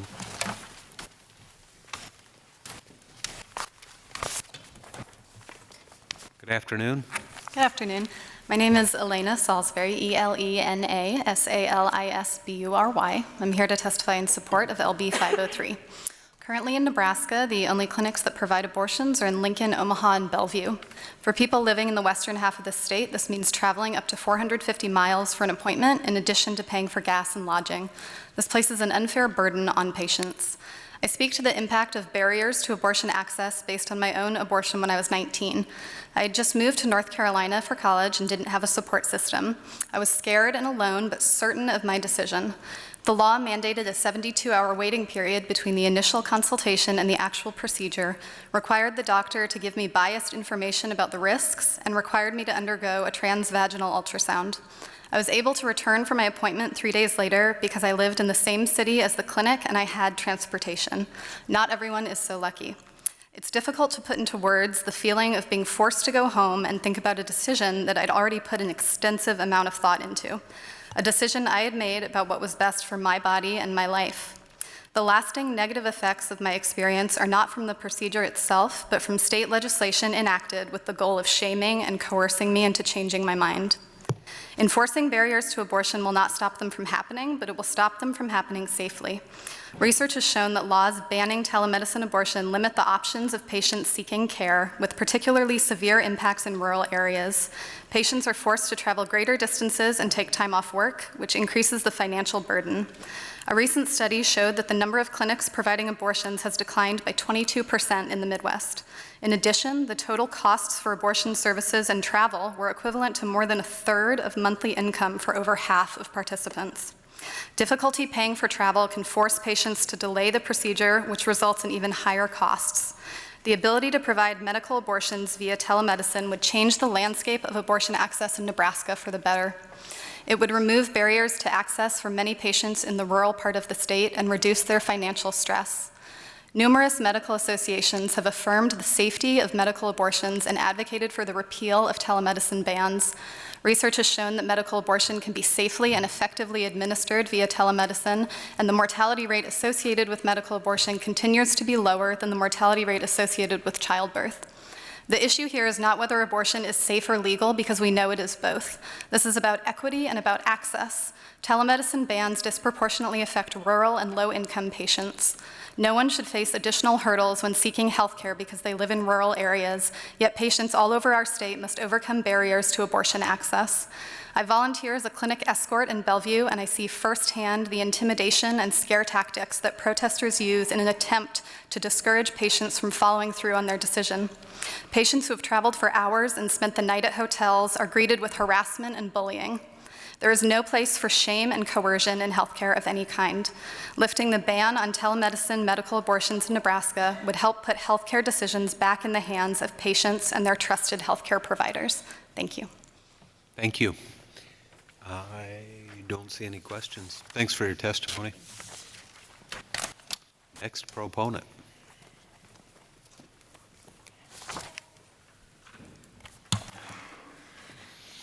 Good afternoon. Good afternoon. My name is Alex Alcala. That's AlexAlcala, and I'm here representing myself. I am very thankful for telemedicine because it made it possible for me to have my abortion back in 2015. I was just beginning my second year in college at UNO when I found out that I was pregnant. I remember going to the store to purchase a pregnancy test and immediately running to the public restroom in hopes that this was just a scare. I waited, went to my car, and looked at the test, and sure enough, I was pregnant. My entire body just kind of sunk into the car seat. I started panicking, crying, just everything, I don't know, sucked. And my first thoughts were just like, how do I end it all for myself? Choosing to have an abortion didn't come to mind because I grew up Catholic and I just didn't see it as being an option for me at the time. And I definitely did not want to deliver a baby, let alone carry it to full term to just, give it away. And I don't think the way that I was feeling is how anyone should feel when they find out that they're pregnant. I went home and began talking with my partner about our options. After talking and taking into consideration the futures that we wanted, I decided I wanted to have an abortion. I called Planned Parenthood, and they were able to help me set up an appointment. The only downside was that I had to travel to Iowa in order to make my appointment. However, I have the opportunity to get there because I had the means to get there. However, not everyone does. During my appointment, I was asked if I was there on my own free will and if anyone was forcing me to be there. And I told them I was there because I needed to be and that no one was forcing me. Telemedicine in Iowa made my abortion possible, and I couldn't be more thankful for the staff at Planned Parenthood for being there for me. I don't regret my decision whatsoever, and I'm very proud of that decision, and I hope you all support LB 503 to make telemedicine and abortion more accessible for people here in Nebraska. Thank you. Thank you for your testimony.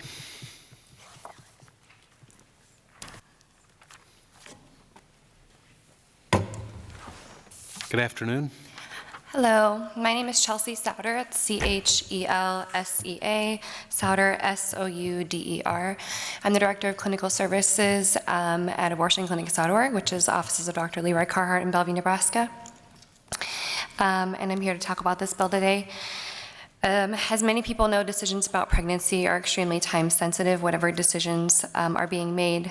It is essential that pregnant people and their families have timely and accurate information when going over their options. However we feel about abortion, once a person decides to end their pregnancy, they should be able to access care without barriers. That includes forced delays, unproven politics or harassment. We work with every person who calls our clinic to ensure that they can access the care that they have chosen and that they need. Unfortunately, there are many barriers that prevent women from accessing care that they need, including waiting periods, arranging childcare, time off work, financial barriers, and unfortunately here in Nebraska, traveling. We serve hundreds of women a year that come from outside of the metropolitan area, some of them traveling anywhere from 400 to 500 miles just to access a procedure that they need to be in a clinic for 2 hours. Unfortunately, for these people that are accessing this care that have to travel, coordinating that travel, lodging expenses, all the things I went over are just further barriers to access, and for many of them, it's not something that's feasible. Ensuring people seeking abortion can do so safely and under the direction of medical professionals using evidence-based practices is vital in truly ensuring the well-being of pregnant people in this country, giving them the autonomy and self-determination to thrive in their own lives. Thank you. Thank you, Ms. Sauter. I don't see any questions today. Thanks. Appreciate your testimony.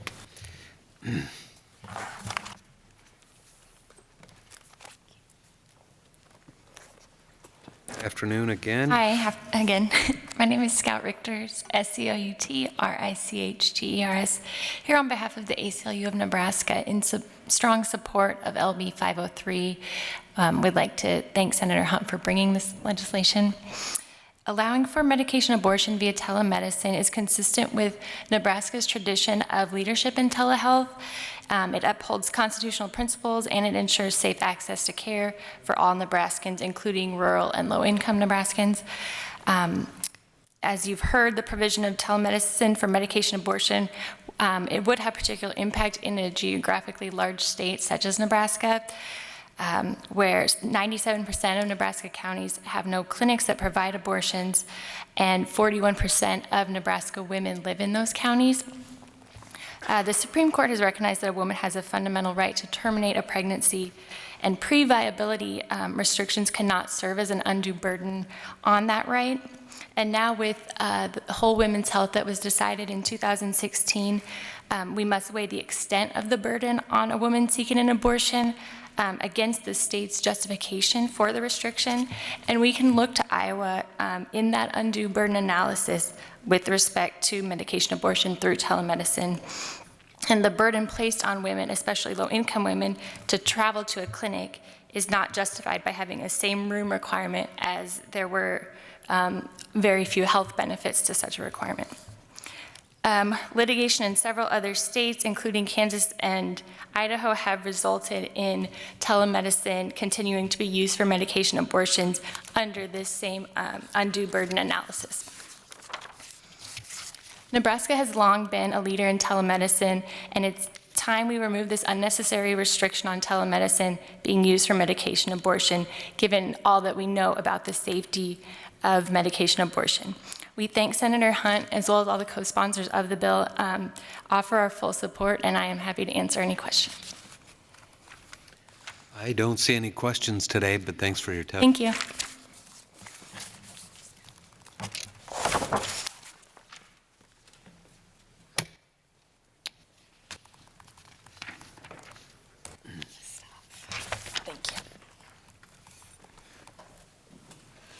Hello, thank you to the committee for your time. My name is Dr. Sophia Joed Wessel, SOFIA JAWED-WESSEL. I reside in LD8. I'm an associate professor in public health at UNO, and I come before you as an expert in public health, maternal and child health, and reproductive health. I'm going to skip lots of chunks of my testimony since they've been spoken already. I want to emphasize that both medication abortion and surgical abortions are practices that are very heavily monitored for their safety and adverse effects, as they should be.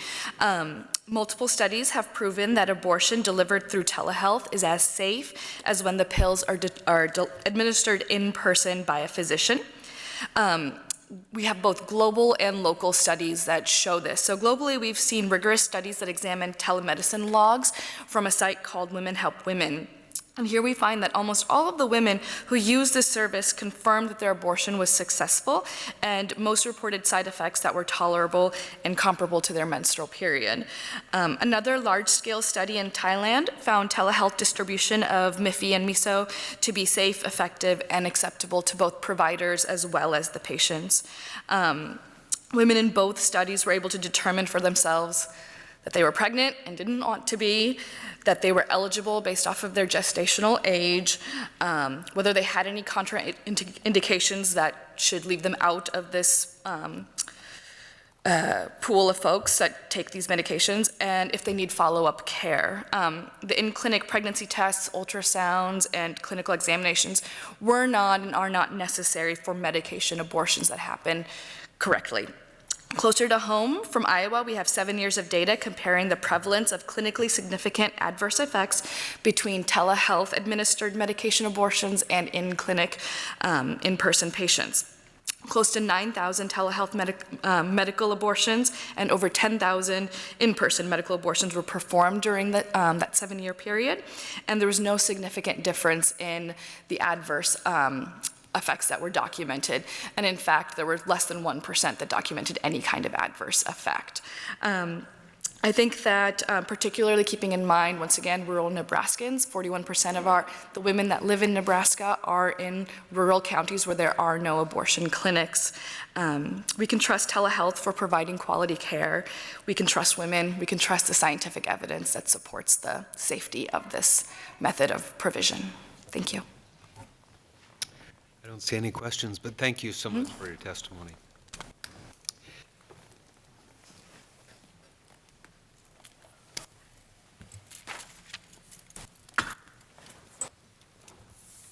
Good afternoon. Good afternoon. My name is Michael Saenz, Michael Saenz. Here from abortionclinics.org, offices of Dr. Leroy Carhart. I just have some anecdotal experiences to speak on. So right now, as somebody mentioned earlier, we only have 2 counties in Nebraska that have abortion clinics, unfortunately, and the rest of the women in Nebraska don't have access to care. Some of the logical conclusions that I've come to is that because of so many insurmountable barriers that women face, whether it's traveling, getting a lot care for their children in place, or finding the financial means to access an abortion, is part of the reason why they have to have delays to get their care. So not only does having access to early abortion help in terms of safety, but also in delaying access to care to later abortions. So if people have to wait to get abortions later on in their pregnancy, you know, it makes it harder for them to get care in the state.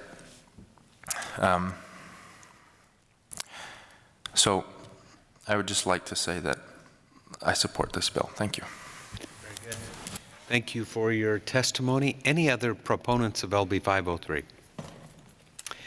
Anyone here to testify in opposition? If you don't mind coming forward, obviously somebody can get in the chair, but if you don't mind filling up the front row so we can keep the hearing moving along, since we have 7 of them today. Good afternoon. Good afternoon. Mr. Chairman and members of the committee, my name is Julie Schmidt-Albin, JULIE-SCHMIT-ALBIN. I'm Executive Director of Nebraska Right to Life, the state affiliate of the National Right to Life Committee. I appear today in opposition to LB 503. And the U.S. Supreme Court has held that abortion can be treated differently than other medical procedures in Harris versus McRae. Abortion is not the same as following up on gallbladder surgery, diabetes treatment, or a broken leg. Telemedicine is about sustaining life and health. Abortion takes the life of an innocent living human being. In 2011, the legislature inserted language into statute that would not allow the introduction of webcam chemical abortions across Nebraska. This language states that, quote, physician must be physically present in the same room, end quote, for any abortion, and of course that includes not just surgical, but also the chemical RU46 abortion pill regimen. At the time, Planned Parenthood of the Heartland was conducting webcam chemical abortions at 16 satellite sites around Iowa up to 7 weeks gestation. Planned Parenthood of the Heartland is now down to 8 clinics across Iowa. 5 of those conduct webcam abortions up to 10 weeks gestation. In 2011, Planned Parenthood of the Heartland also announced that they wanted to expand to 6 Nebraska college towns with remote sites: Hastings, Grand Island, Kearney, North Platte, Norfolk, and Fremont. Opposition from pro-lifers ensued. LB 521 was passed, and Planned Parenthood never opened their remote sites. We are concerned that by LB 503 taking this protective language out of the statute, that it will give rise to Planned Parenthood's webcam abortion outreach again in these rural communities. Chemical abortions dispensed via computer address 2 problems for the abortion industry: the fact that they have a dwindling number of abortionists, as well as the fact that they can't afford to put circuit rider abortionists in rural areas to reach the counties that they would like to do with surgical abortions. Chemical abortion numbers have been rising and now make up half of all abortions done in Nebraska. We feel that removing this protective language will cause abortion numbers to rise here. The RU46 regimen also has that potential for more women to experience complications that they may not be able to discuss openly in an emergency room. The abortionist who initiated the action can be hundreds of miles away, so much for the patient-physician relationship. Any complications become the problem of the local ER in those rural communities. They may not be told that a chemical abortive patient is responsible for hemorrhaging. Additionally, young women who have told no one that they are pregnant are delivering their unborn babies alone and may not be equipped to deal with the trauma that ensues. Anecdotes out of Iowa mention girls who have put their aborted babies in the freezer, not knowing what to do with them. Planned Parenthood Federation of America aborted over 327,000 babies last year and took in $500 million in tax dollars. Their affiliate in Iowa and Nebraska has now been merged with Minnesota, North Dakota, and South Dakota. They want to bring more chemical abortions to rural America where they have no presence now. Please vote against LB 503. Thank you. Okay. I do not see any questions. Thank you. Thank you.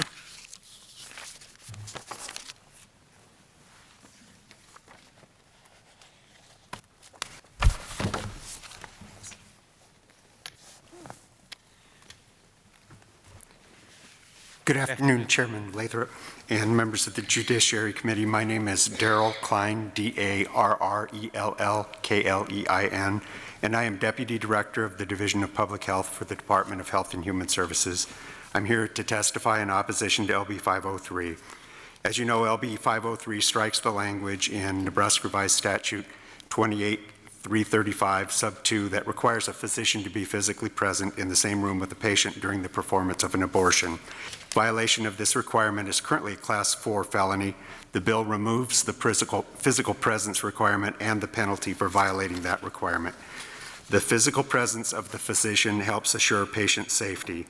The department opposes the bill because the lack of a trained physician in the room when the procedure is being performed diminishes patient safety and increases the chance of injury, illness, or death to the patient, thereby causing increased risk to the public. I'd be happy to address any questions. Senator DeVore. Can you tell me, I don't know how this all works very well. You've heard that. What does the doctor do, right? Like, because it seems to me like handing the pills is not something the doctor needs to be present for. The department's opposition is because the lack of the physician being present diminishes what that doctor could do to help out if there's anything that goes wrong. So we're not really addressing what the doctor does in terms of the administration of the drug. We're talking about the fact that there is some diminution of safety by having the physician no longer being required to be present. Because of possible side effects or something? Yes. Okay. I see no other questions. Thank you, Mr. Klein. Thank you. Next opponent.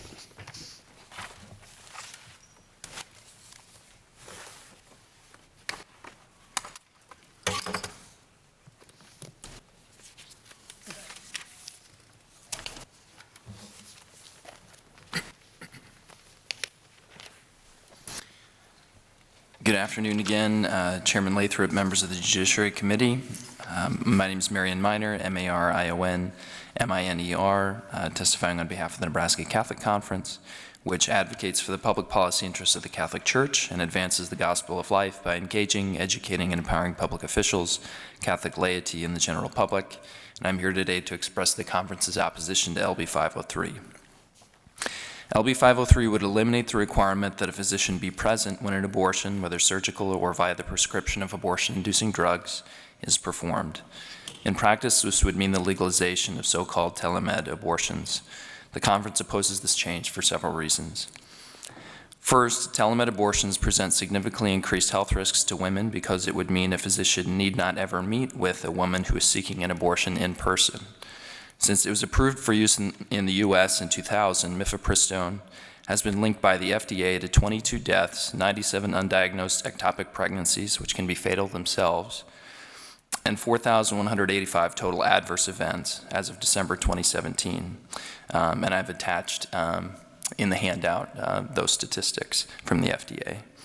That a physician should perform needed tests on a pregnant woman that can only be done in person, such as to diagnose an ectopic pregnancy, and that a doctor should be readily available in the event of significant complications is a common sense requirement before prescription of a drug whose use may result in serious health complications.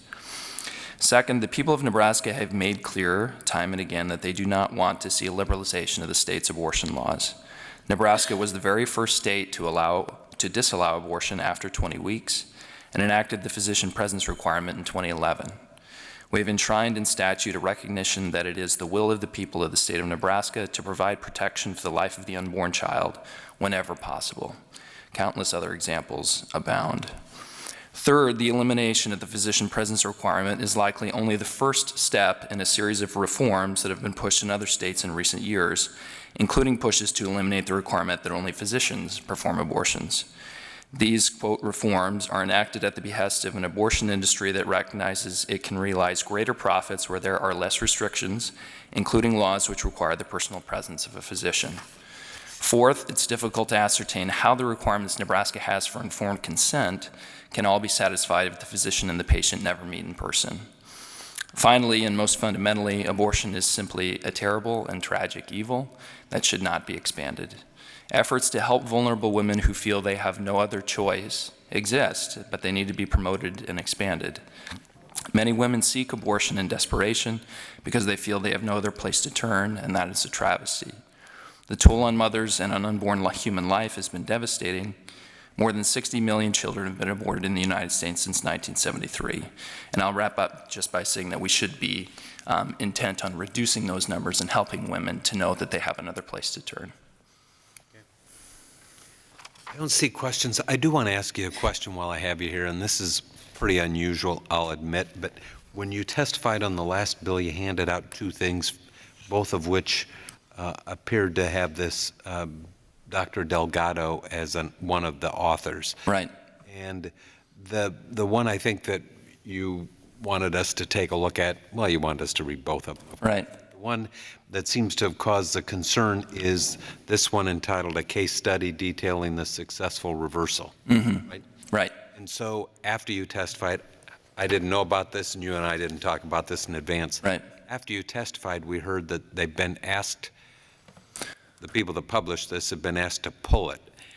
And then Senator Albrecht suggested that maybe that's not the case. Right. Thank you for giving me an opportunity to address that. I'll give you, let's say, a minute. Sure. I'll do that as quickly as I can. What's the status of this study? Right. The status of the study is good. It's been republished. It's been republished for several months. So where? In the same journal, Issues in Life and Medicine. What I handed out to you is the republished study. So the first study came out. There were some issues regarding the timeline for the data analysis that was presented to the Institutional Review Board. And the review board pointed out after the study was published that the timeline established for when these data analyses are taking place was not quite consistent with the timeline established for the study. So it was a technical error based on the timeline. So they said, we're going to have to pull this study and you're going to need to republish it after you make those corrections. So they corrected the data timeline to line up with what they had. And it hasn't been criticized since? I mean, it's been criticized by people who aren't interested in finding out what the results are. But as far as the criticism that it wasn't ethically done, or that it was based on that women weren't consenting to the study being performed, that's false. And I think that that's actually addressed in the study. Of course, the committee will take a look at it. Sure. Not that we give people an opportunity for rebuttal, but I was trying to sort that out, and we'll continue to try to sort that out. Right. Thanks a lot. Hang on one second. Senator Brandt. Thank you, Chairman Lathrop. Thank you, Mr. Minor, for testifying.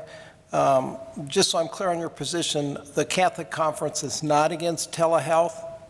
The conference isn't against telehealth in general. Well, we haven't really taken a position on telehealth one way or the other. So I know that there have been concerns about whether it's necessarily the best practice in all cases, but there are disagreements about that, and we just have never had a position on it in general.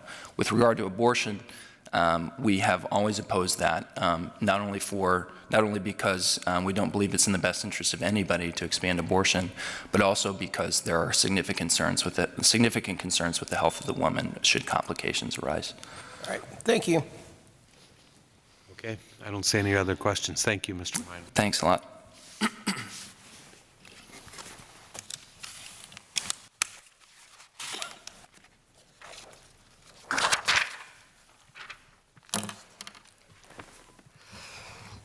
Good afternoon once again. Good afternoon again. I'm Christine Gunther, Guenther. I am the Executive Director for Nebraskans Embracing Life. I'd like to start by saying that one thing the opposition said here today is that not every woman regrets their decision to have an abortion. This is true. But what concerns me is the many women who do regret their decisions. And I'd like to start by saying, specifically on this bill, if this is just an easy-to-swallow pill, why isn't it available over the counter? Why do we need a physician to prescribe it to begin with? I'd like to relate something that happened when I was working at Creighton Hospital. One time when one of my colleague nurses administered a medication to a patient, and I was asked to go in that room and assist with that patient. The patient had a very serious allergic reaction called an anaphylactic reaction. At that point, we had to call a code. And thank God that that patient was in the hospital and able to be immediately transferred to ICU. We are here concerned about the so many women who live in the rural areas because they don't have access to this medical care. My question to this legislative senators is, what happens if something like that happens out in these rural areas where these patients are being seen by a telemonitor, and they need a physician to reverse that, not just some nurse? Who is going to take care of these patients? How are they going to be transmitted to the hospital? Does anybody have the numbers on that, or the amount of time that it's going to take to get them to that hospital? The CDC reports that 431 deaths have occurred as a result of these medical abortions. These aren't my numbers, these are from the CDC. How about the assessment of a patient who's suffering from severe anxiety?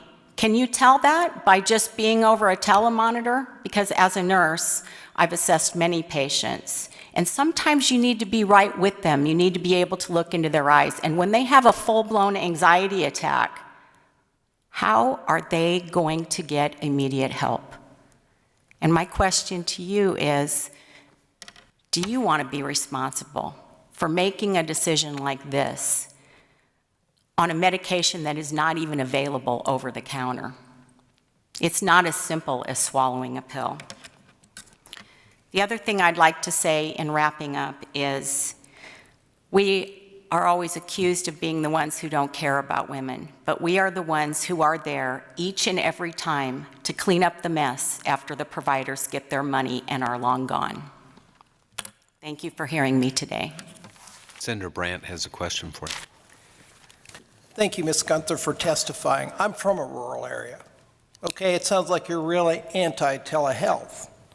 You know, a lot of people in rural areas live hours from Omaha and Lincoln. It's not very convenient to go to a top-notch hospital all of the time for any procedure. And it just sort of sounds like to cover the hospitals or the doctors, cover all the bases, we need to be in the hospital. Do you not see any value to telehealth? Maybe there's a value to it. I suppose there might be, but in this particular case, when a medication that can't even be purchased over the counter is given to a patient and there could be a risk to anaphylactic reaction, I would like to know how those patients are going to get to a hospital fast enough. In my experience, I had a neighbor that did telehealth for the VA. She's a psych nurse. And she would do that out of the hospital here in Lincoln to a nursing home in Iowa. In Iowa, there would be a qualified medical individual on the other end of the telehealth to help with the diagnosis. I would envision this would probably work the same way. It might for psych, not for an anaphylactic reaction where a patient would need immediate, and I mean immediate, help. Thank you. Thank you. Thank you. Thank you.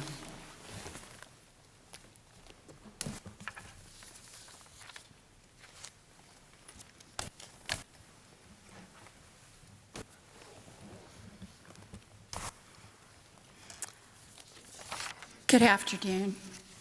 Good afternoon. Chair Lathrop and members of the Judiciary Committee. My name is Karen Bowling, Karen Bowling.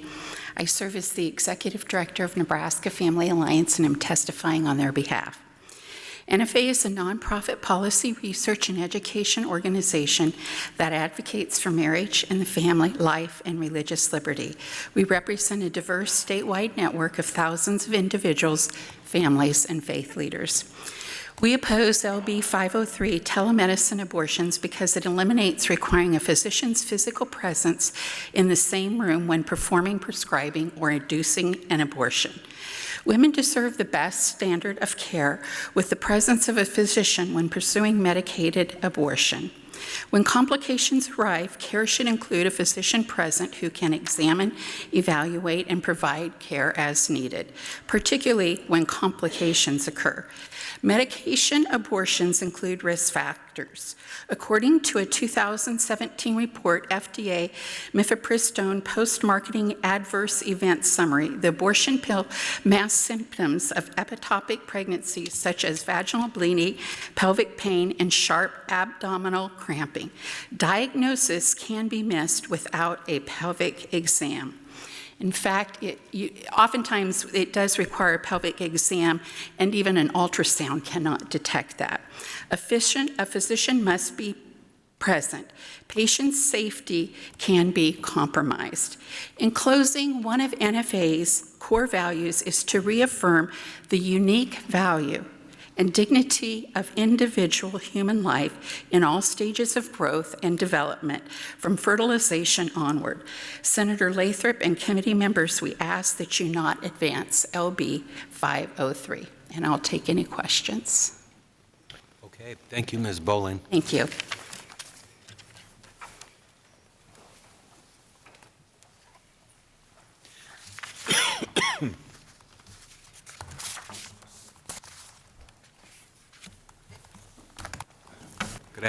Good afternoon. Thank you for letting me testify.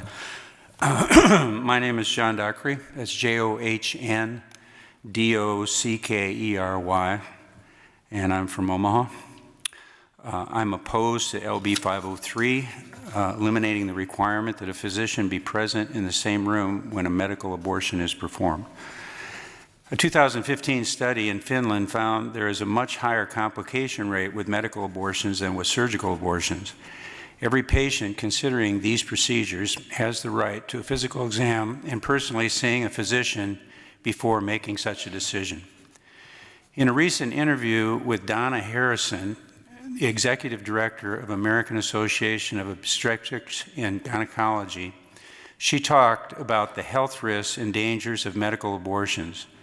Both drugs, mifepristone and misoprostol, are immune suppressant drugs. Infection is one of the most serious complications in a medical abortion. Holly Patterson of California died within 2 weeks of taking these drugs. She was perfectly healthy. And there are many more, as was testified today, who have died also. Dr. Harrison said that medical abortions can be very painful with side effects that can last much longer than indicated. Intense cramping that can even require narcotics. Bleeding which can last for weeks. You cannot predict when the baby and the placenta will pass. You could be in the office, you could be in an elevator, or even driving your own car. Over 95% of doctors surveyed do not want to be involved in these procedures, which is one of the abortion industry's biggest problems. Isolating women from a physician at this critical time is more about profit than the safety and health of mothers. Dr. Harrison says, when most physicians see a pregnant woman in the office, they see 2 patients. Please vote against this bill.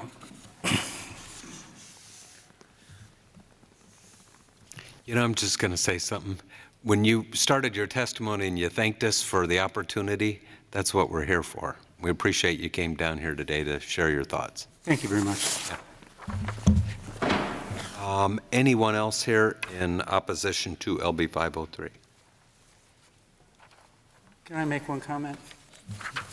I think you had a little bit of time left on the slides. Well, I'd like to compliment you also, because I was here, you know, a few weeks ago when we had all those testifiers, and you held everybody to the 3 minutes that we had.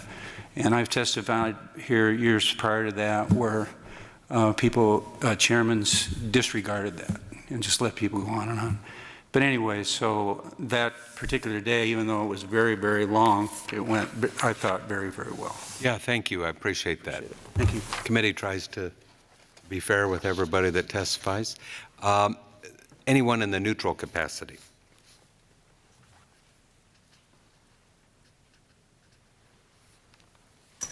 Are you here for neutral? I'm a proponent. I was a little late. Okay. Go ahead. Go ahead. No, that's all right. If you were late, we'll let you. As long as it's not rebuttal testimony. No. Okay. We don't allow that, but go ahead. Well, hello, my name is Kelsey Leinen. It's KELSEYLEINEN, if that matters. Just a little bit louder if you don't mind. Oh. Okay. You're good.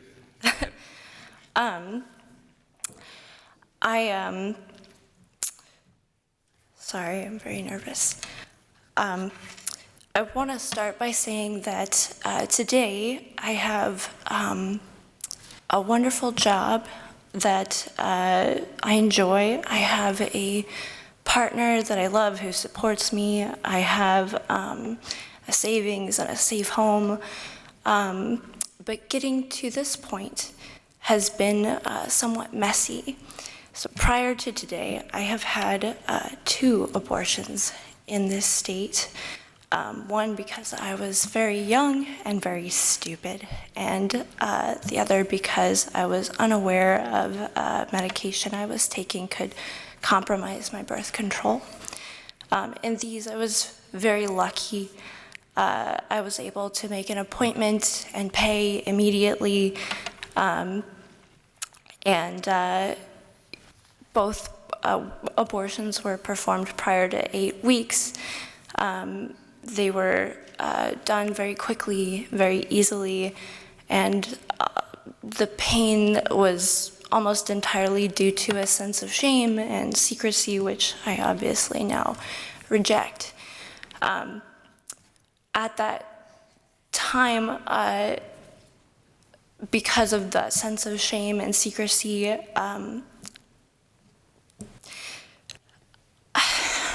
I would say that I was suicidal. I would have done anything to not, be in that position, including, as I said, hurt myself. So what I'm getting at is that I understand that not everyone in this state has the resources that I have had. They don't have the luck or the clinics nearby that I had access to. And so I'm coming here to tell you this today because I would like everyone, particularly in rural communities like where I grew up, to have the opportunities that I have had to get to a place where, hopefully I do get to start a family when I'm ready. And that's all I have for you. Thank you. Okay. I don't see any questions, but thanks for coming down. And to be clear, you were a proponent of LB 503. Proponent. Out of order, yeah. Yep, sorry. We keep a transcript, and I just want to make sure the transcript reflects what your position was. Anyone else? Thank you so much. Thank anyone else here as an opponent, or anyone here in a neutral capacity? Seeing none, Senator Hunt, you are free to close, and as you approach the testifier's chair, I'm just going to note for the record that we have 2 letters in support. It looks like 25 letters in opposition and 1 letter in the neutral capacity. Part of the record, and with that, you may close. Thank you, Chairman Lathrop and members of the Judiciary Committee, and thank you to everybody who came out to testify today, both for and against. One thing that I talk about a lot is that we have to engage with our local elected officials, and I just want to thank everybody for taking the time to do that. In Nebraska, we really have a first-class medical community. On a daily basis, our healthcare professionals determine when any healthcare delivery method is safe, including telemedicine for many, many areas of care, including birth, including cancer treatment, including literally everything except abortion. Telemedicine for medical abortion should not be any different. Telemedicine, in this case, just allows a physician to prescribe and dispense medication by video. This has been proven to be perfectly safe and cost-effective. It's not administered while you're sitting on a couch at home. It's nothing done in any unethical way. It's administered in a clinic under the supervision of a PA or a nurse or another medical professional, and it's a way to get access to people, especially in rural areas, who really need it. I respectfully, since Senator Lathrop brought it up, I want to again address I would be very careful to use anything that's published that's been under review or investigation by a university that sponsored it. Because in Dr. Delgado's case, the numerous concerns about his methods and his lack of scientific ethical procedures, and the scientific community has raised a lot of concerns about his practices and findings, and these are not findings that we can trust. And since I got another turn on the mic, I wanted to say that for the record. As more and more women's healthcare clinics are closing under the weight of governmental restrictions all over the country, especially in Nebraska, telemedicine is an increasingly crucial option for low-income and rural patients. In all medical contexts except abortion, Nebraska authorizes physicians to use telemedicine to provide treatment and prescribe medication. To not offer telemedicine for abortion is to create an undue burden for Nebraska women. Thank you. I do not see any other questions. Thanks for introducing LB 503. That was a good hearing. You're so welcome. My pleasure. Good. Thanks, everyone. That will close our hearing on LB 503. I think we're going to take 5 minutes because the chair needs to stretch. So we'll be back in 5 minutes to take up the last few bills.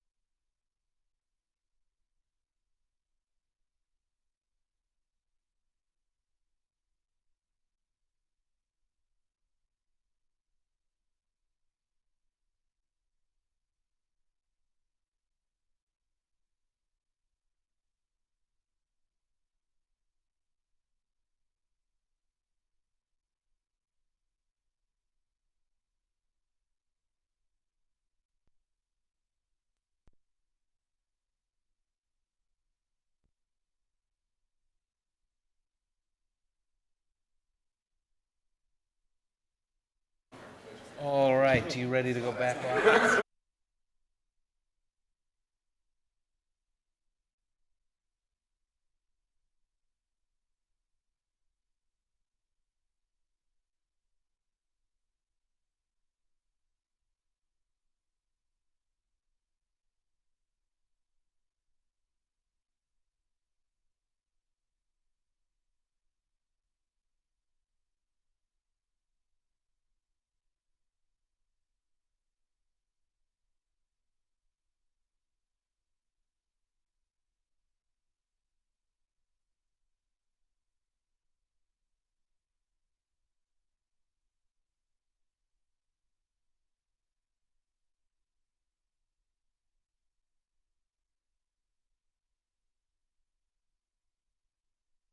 With the issue of what I believe is our prison population, figuring out a way to not get people in the door.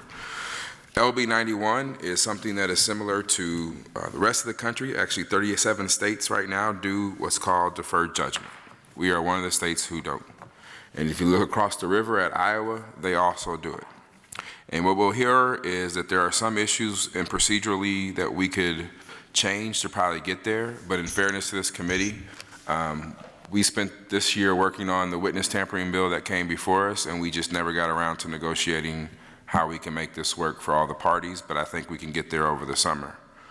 With that being said, this bill would provide an alternative to sentencing, particularly for the first offenders of minor charges. Participants would likely be required to complete some type of rehabilitative programming, such as in probation or alcohol treatment, similar things that are part of those programs, as opposed to a traditional punishment as jail or prison. Like I said, other states have had this, and the reason why this is important is because even if you're charged with a felony drug court and you go to drug court, and you do all the things to stay clean for a year and graduate from drug court, oftentimes you go from a class 3 or class 2 to a class 4, but it's still considered a felony. And that felony still gives the social ills that follow that for the rest of your life. This is a way to remove some of that, and this is actually an easier way than proposing to remove class 4 felonies altogether, which is where I would like this committee one day to go. But this is just a way to lessen the population, I think, in our prison, and to make sure that we provide opportunities for those who make mistakes 1 or 2 times, particularly the first time, to not have a felony around them, holding them back for the rest of their life. And with that, I will answer any questions. I see none. I'm going to ask one quick one. Did I hear you say that you already understand there's some opposition to the procedure? Yes, there's a little bit of opposition, but it's procedural stuff that we can sit down and figure out. Again, we just didn't get to it this year because we were working on the other bill that came out of this committee. Okay, perfect. Thanks, Senator Wayne. First proponent of LB 91.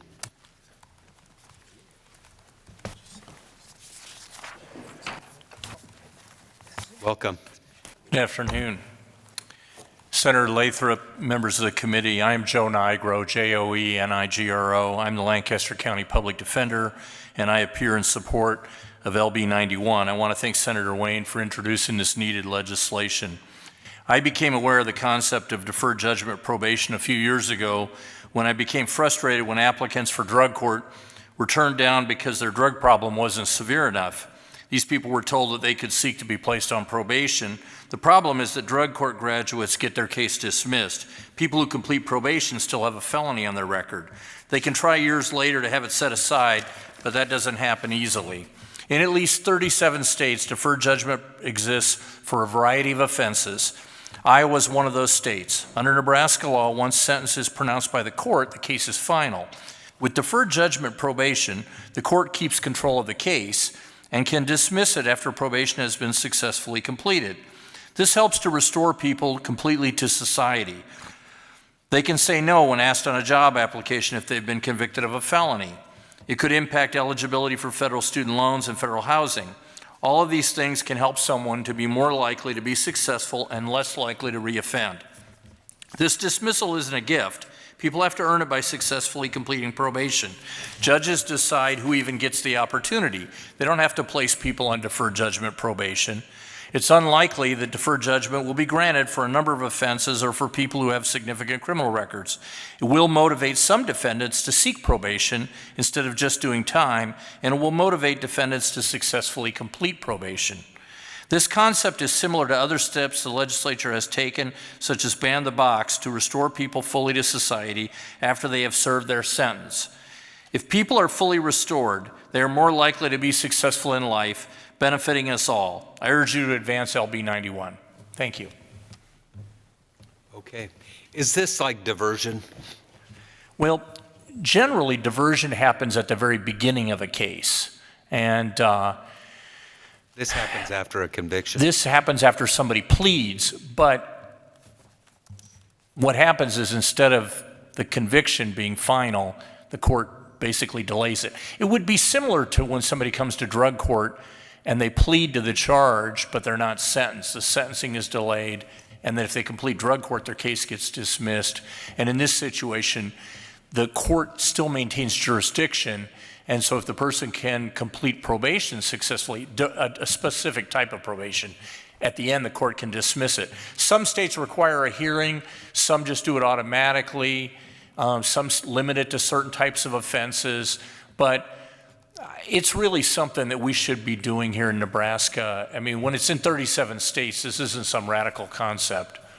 Okay. We don't always jump on board with what other states are doing, especially this committee. Well, better late than never. But I don't see any other questions, Joe. Thanks. All right. Thank you. Any other proponents? Anyone here in opposition?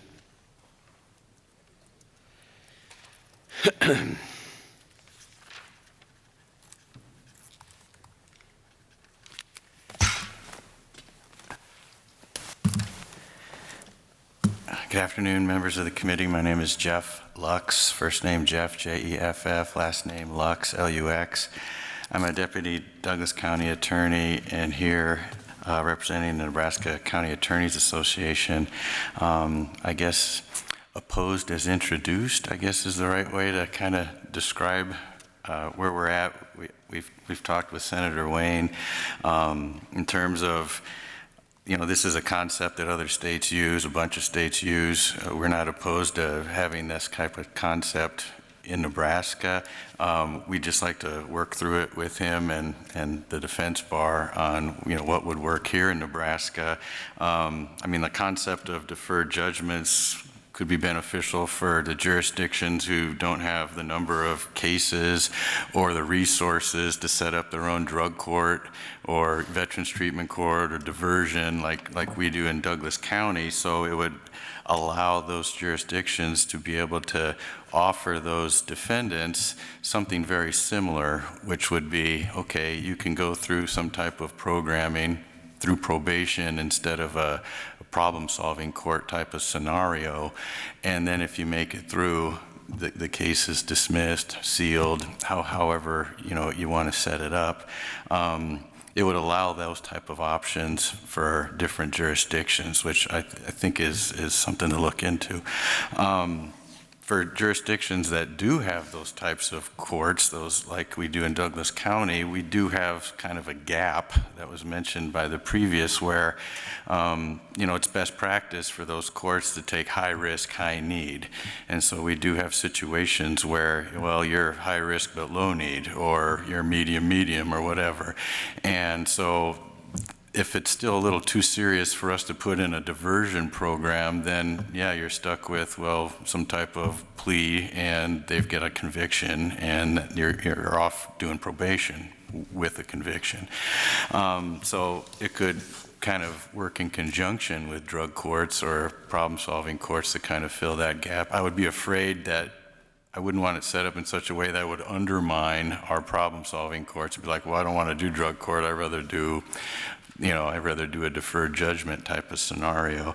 But we've talked with Senator Wayne. I think we can get in a room and work some options out that we could, present in a future session. So, there's different issues we've talked to the senator about. He's willing to sit down and at least work through those with us. So. I think just the concept of deferred judgments could be beneficial in certain ways. So. Well, sounds like Senator Wayne is amenable to that, and we appreciate the county attorney's interest in trying to work through the language.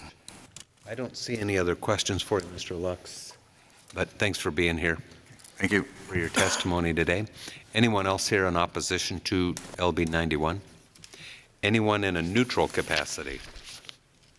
Seeing none, Senator Wayne, would you care to close? He waives closing. Before we close the hearing, though, we do have a letter of support from Spike Eichel with the ACLU and 4 letters in opposition from Nancy Carr, Ron and Lynette Nash, Kathy Wilmont, and Lester Unruh, U-N-R-U-H. No neutral testimony. With that, we'll close the hearing on LB 91. That will bring us to, for those of you that are here today, we're going to have Senator Wayne introduce both LB 89 and 652, since they are similar and on the same subject. And with that, Senator Wayne, you are good to open on LB 89 and LB 652. Thank you. Good afternoon, Chairman Lathrop and members of the Judiciary. My name is Justin Wayne, Justinwayne, and I represent Legislative District 13, which is North Omaha and Northeast Douglas County. First, I want to talk a little bit about 89, but both bills' overall concept is dealing with the issue of these arbitrary numbers and placements on marijuana that has helped create, I believe, the overpopulation of our prisons, and at the county level, the overpopulations of our counties. So let's start with LB 652. This bill will correct the abuse and injustices within the system. Right now, there's no basic distinction and no protection from prosecutors from someone simply caught with a pipe that has residue versus someone caught with actual measurable amounts. Why is that important? Is because a residue is what residue sounds like. You can't get high, it's non-usable, but there is enough for a dog to sniff or enough that maybe in some instances could be tested. But the reality is this is a class 4 felony. What this bill does is try to make it, does make it a class 1 misdemeanor for somebody in possession of residue. The bill defined residues as drugs customarily sold by weight, amounts less than 0.1 gram or less. For drugs not customarily sold by weight, amounts less than 1 dosage unit. Ashes, resins, and other remains of controlled substances that have already been consumed but is not a usable amount.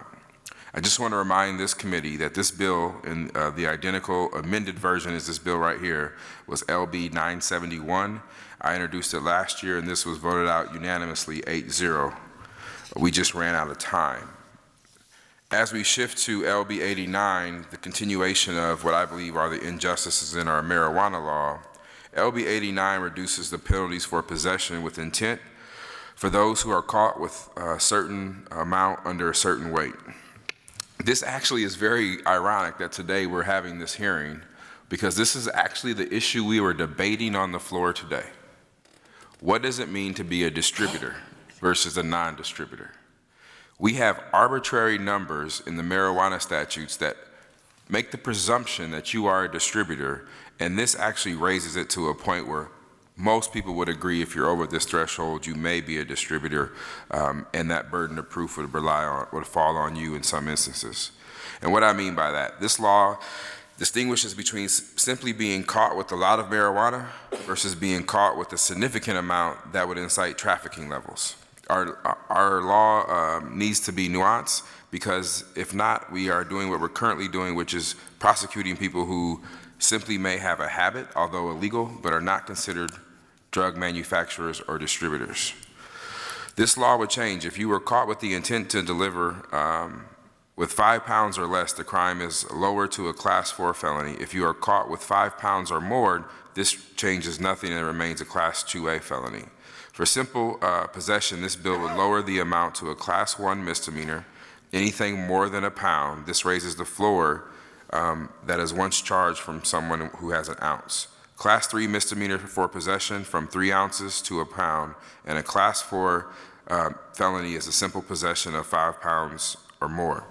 In short, this bill adjusts the amounts for the charges, the amounts that were completely, and let me stress, arbitrary to begin with. I am attempting to adjust these penalties to modernize our marijuana laws to match not only what's going across nationally, but the injustice we've seen done here with individuals being charged as drug trafficking when that is not at all the case. With that, there'll be a couple people who could answer some other questions that deals with this issue, and I won't get into, but if we have to get into the historical context of the war on drugs and how it hurt the African American community, and it's this distinguished between these laws and arbitrary numbers that were part of that overall war on drugs or war on my community. And with that, I'll answer any questions. I do not see any questions. I think your opening was pretty clear. I appreciate that too, and your willingness to do both hearings at one time. If you are going to testify as an opponent or a proponent, please indicate which bill you're referencing with your testimony so that we can keep a clear record. Please. First proponent. Thank you, Chairman Lathrop and members of the committee. My name is Spike Eichholt, S-P-I-K-E-E-I-C-K-H-O-L-T. I'm testifying as a proponent for both LB 652 and LB 89. And I'm also appearing on behalf of both the ACLU of Nebraska and the Nebraska Criminal Defense Attorneys Association. We support both bills. Senator Wayne gave a very good explanation of what both bills do. I just wanted to add to that a bit. LB 89 adjusts the penalties with respect to marijuana. I just ask the committee to keep in mind that right now there is no minimum weight for proving up the charge of possession with intent or even distributing. In other words, you can have a relatively small amount, and I've seen cases where people have had less than an ounce of total marijuana, but the facts support the charge that the person was possessing less than that ounce with intent to sell or distribute that. And that's a felony of 0 to 20 years. That's the same penalty for someone who's caught on I-80 with 500 pounds of marijuana. There's no distinction. And prosecutors do charge, and in my opinion, overcharge those kind of cases. An ounce is an arbitrary amount. The other parts of the statute talk in terms of grams and that kind of thing. And the federal system is penalized based on gram weight and that way of measuring it. But to keep in mind, a gram is a paperclip weight. So kind of shifting to LB 652, that's the residue bill. Senator Wayne is right. This is the identical version as was amended by the committee last year. And you see residue cases on what's commonly considered the hard drugs, or someone is caught with a pipe, or someone's caught with an empty baggie, or a baggie they think is empty, and is charged as a felony. These are, in fact, charged as felonies. The opposition, I think last year, asserted that they were not. They are. And I will tell you they are because one of your colleagues actually sat on a jury that I had a couple of years ago where my client was charged with a possession of a pipe. It was a residue amount. That colleague is South Senator Anna Wishart. You can ask her. She served on the jury. Not only was it charged as a felony, it went to jury trial. The issue in the case was whether my client knew or intentionally knew that the discoloration on the pipe that she had in her purse was in fact methamphetamine. An expert from the state lab had to come testify to that because you can't really know for sure that that stain still tests positive for the presence of methamphetamine. My client was convicted. My client received a maximum sentence and she went to prison. I had another case last fall. It admittedly involved a gun charge. Another person you might know was on that jury as well. There was a drug charge and a gun charge. There was another lobbyist, Rochelle Mallett. She was on the jury panel. She was not chosen. But that was another case, and I know it's not fair perhaps to argue by anecdote, but I mentioned this to you that these in fact are charged as felonies and people do go to prison for them. And this brings the right amount of distinction because when you're talking about a residual amount, a part you can't even hardly see with the naked eye, let alone measure or consume, people are charged with that equivalent to having a measurable amount of a hard drug. So I think these are very good bills, at least get the consideration of moderating some of these penalties that we now have under current law. I'll answer any questions you have. I do not see any questions, but thank you for your testimony, Mr. Eichholt.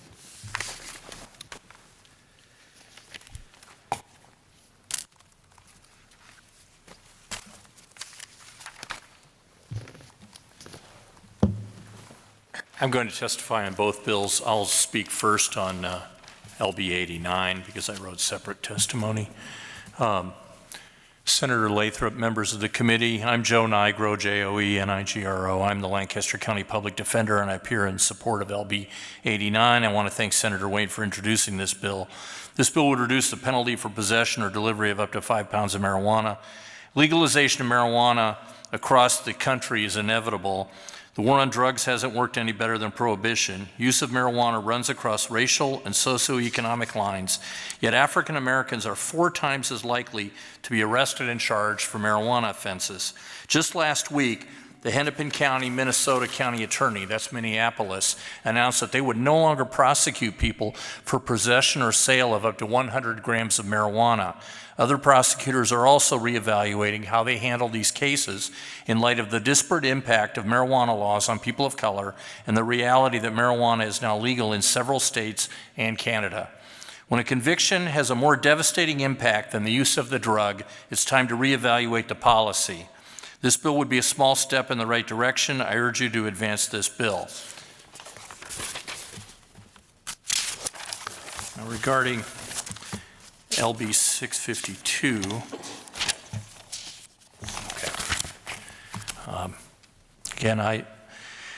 regarding LB 652, Senator Lathrop, members of the committee, I'm Joe Nigro, Joe-Nigro. I'm the Lancaster County Public Defender. I appear in support of LB 652. I want to thank Senator Wayne for introducing this bill. The crime rate has been going down since 1992. This is true in Lancaster County. It's true across the country. But felony filings here have significantly increased the last 4 years in the time that I've been the elected public defender. It's been driven by an increase in filings of possession of small amounts of a controlled substance, especially residue cases. I'm talking about substances other than marijuana. Residue is what is left after the substance has been used. By definition, you cannot get high from it, and there usually isn't enough to weigh.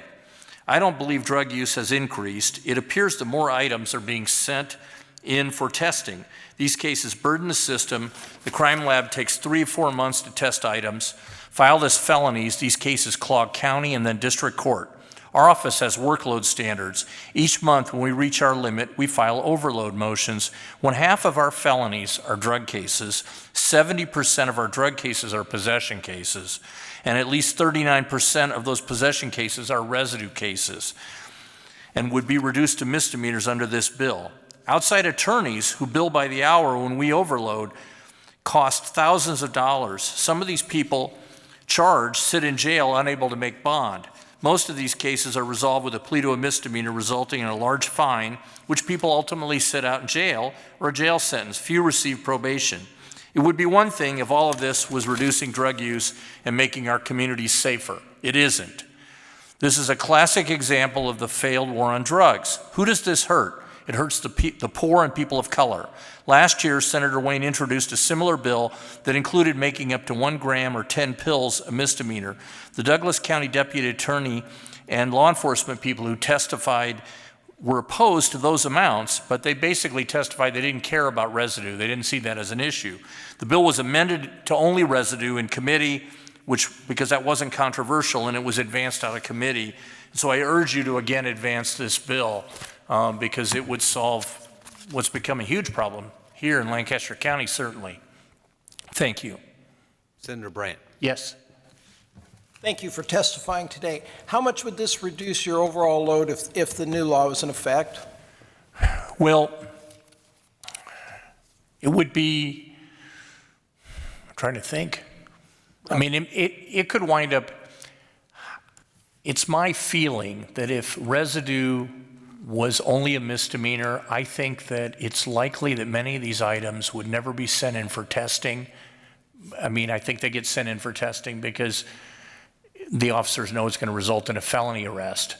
I think it could wind up being the caseload of a couple of attorneys. And right now, based on our workload standards, we could probably hire about 8 more attorneys and save the county money. When we get to a certain tipping point, around 100 cases, it's cheaper for the county to give us more staff than to appoint outside attorneys who bill by the hour.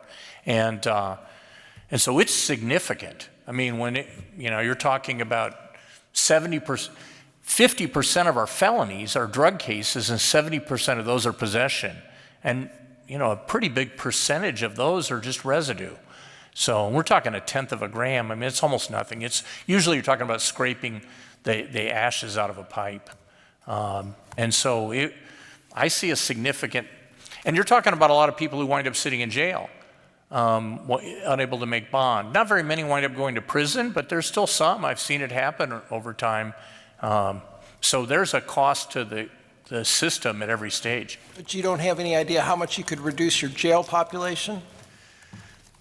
I think that by the numbers I saw in last year, I think it was about 45 people.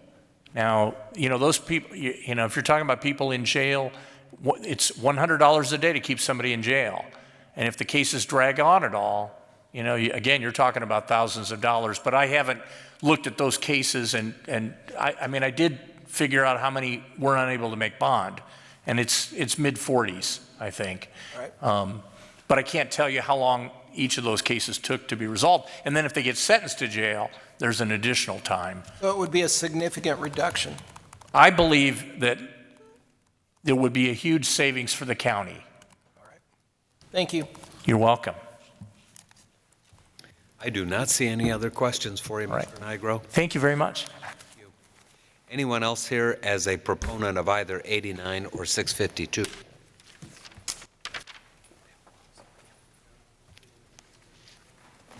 Good afternoon. Good afternoon, Senator Lathrop and members of the Judiciary Committee. My name is Bill Hawkins, Billhawkins. I'm here on behalf of a lot of people in the state of Nebraska. I've lived 45 years with this war on drugs in the front lines, and it's been a long war. I think I remember watching our President Nixon sign that declaration on TV. Senator Wayne and his staff have worked hard to bring some reform that is greatly needed as this country and the world progresses to end this war on drugs. I'm here speaking on both issues because I know clusters of mothers who their connection is their kids went to high school and now they are homeless meth addicts and they revolve in and out of prison, possibly just for that residue in this pipe we're talking about.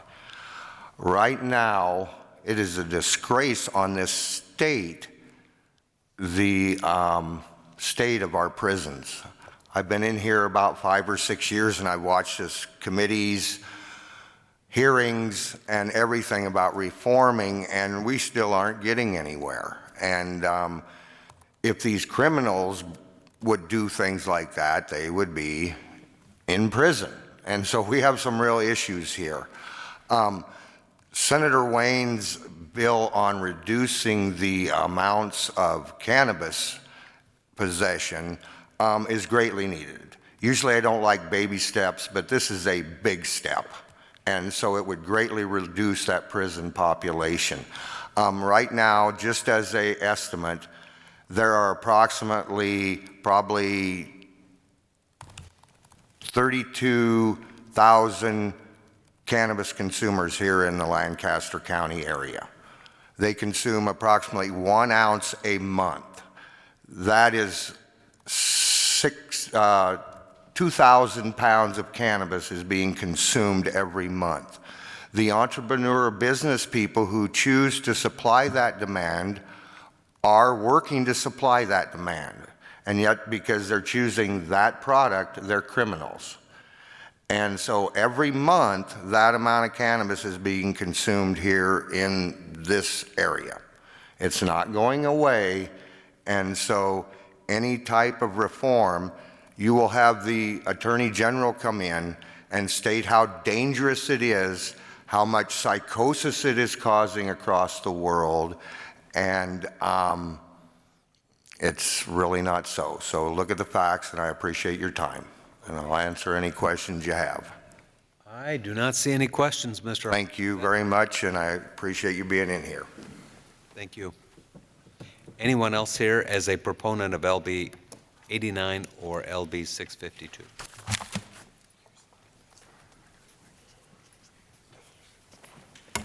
Good afternoon, Kelly Kuchera-Moreno again. Kellee, Kucera, Moreno. I'm here without my statistics. I'm here with personal experience. I've been in recovery since 1986 from drugs and alcohol. I met and married a man who was reformed and in recovery in 2005. Well, I met him in 2014. 2013, we got married. When he was imprisoned in 2005, he knew he was a drug addict, a drug dealer, a bad person. In 2005, he worked on his reform and recovery. He worked on the programming that was offered to him in the corrections system, and he makes the system look good. There were things that were offered to him. He did do what he was expected. However, there is this revolving door they call recidivism. It's recidivism because people keep getting sent back, and it's not because they necessarily reoffend. It's based on if you violate a rule, if you relapse. You know, you don't have to do something horrible to end up back in prison. What nobody is talking about really across the nation is what it does to the families.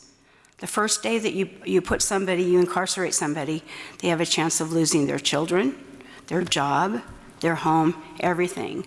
And that's without even being charged with anything.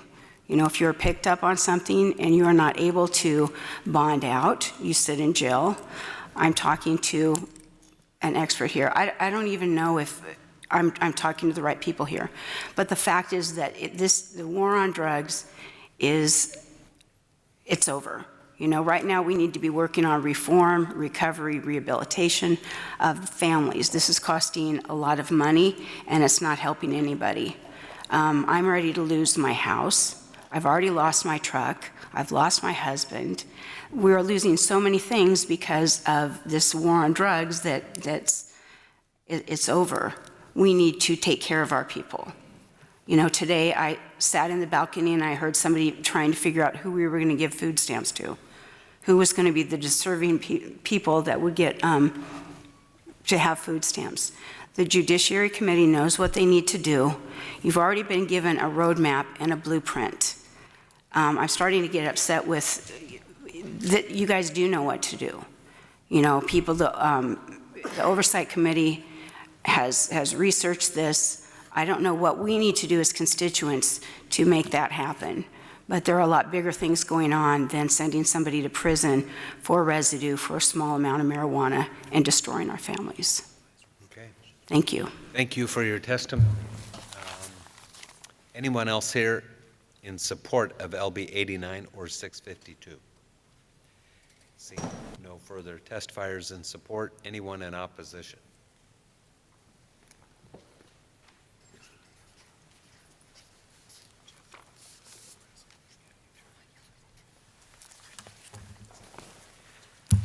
Good afternoon once again. Hello once again. Can just make sure that you're clear on which one you oppose. Yes. Oppose both. I'm here on one. So Jeff Lux, first name Jeff, Jeff, last name Lux, Lux.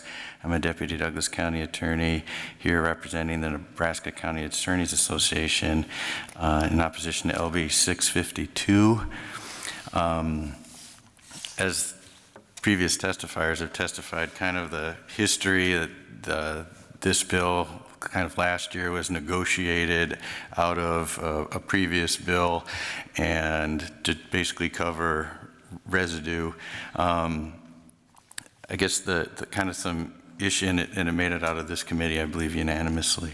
There's some issues, obviously, with consuming drugs, and especially with the opiate epidemic that's been happening over the last few years, and where we've been seeing an influx in heroin use and fentanyl And people are using fentanyl, carfentanil, any other types of analogs from the fentanyl family in order to try and get that high, because they've been using opioids for so long and then heroin for so long. And so we've even had some of the biggest seizures in the country of fentanyl right here in Nebraska. And the problem when you start using these other drugs is that the amount is so small. And so when we've been seeing now with the influx in heroin use and fentanyl use is that the amounts that you can use are these 0.1 gram amounts, which could be considered a user amount for heroin. That's a point of heroin. That's a $40 amount of heroin. And the way that the weight is currently written here, that we'd be saying that a user amount, a point of heroin would be considered residue. And same with fentanyl. I mean, we've had cases where people have made drugs with fentanyl in it where they've used, a gram like per pound with cut. And so when you knock that down, I mean, you're talking grains of fentanyl that will make a bunch of drugs. And they'll make it in such a way that they'll put it in a solution so that it will hopefully get distributed throughout the entire solution, and use food coloring. And when they spin it around enough and the food coloring's covered everything, they assume then that the fentanyl has gone everywhere, and they'll cut it with some type of sugar, dextrose, whatever, and they'll have it in there with, grain alcohol. The grain alcohol then gets evaporated. You're left with a powder that has minuscule amounts of fentanyl in it, but it's enough that can get you high. And so I guess our concern is with the way the weights is written on here, that opioids like heroin, the fentanyls, the carfentanyls, the other analog fentanyls that people are making up, like they used to K2, a very low amount, even less than 0.1 grams, we'd be having issues with in terms of, those are user amounts. They might even be possession with intent to deliver user amounts with the fentanyl family. So we've mentioned that to Senator Wayne. I think he's amenable to maybe addressing those concerns. There's, I see my time's up, so. So to be clear, is your opposition to 652 and not 89? Yes, I'm only here on 652. Not on 89. Don't have a position either way. The County Attorneys Association didn't take a position one way or the other on that this year. Thank you. I do not see any other questions, but thanks for your testimony. Thank you.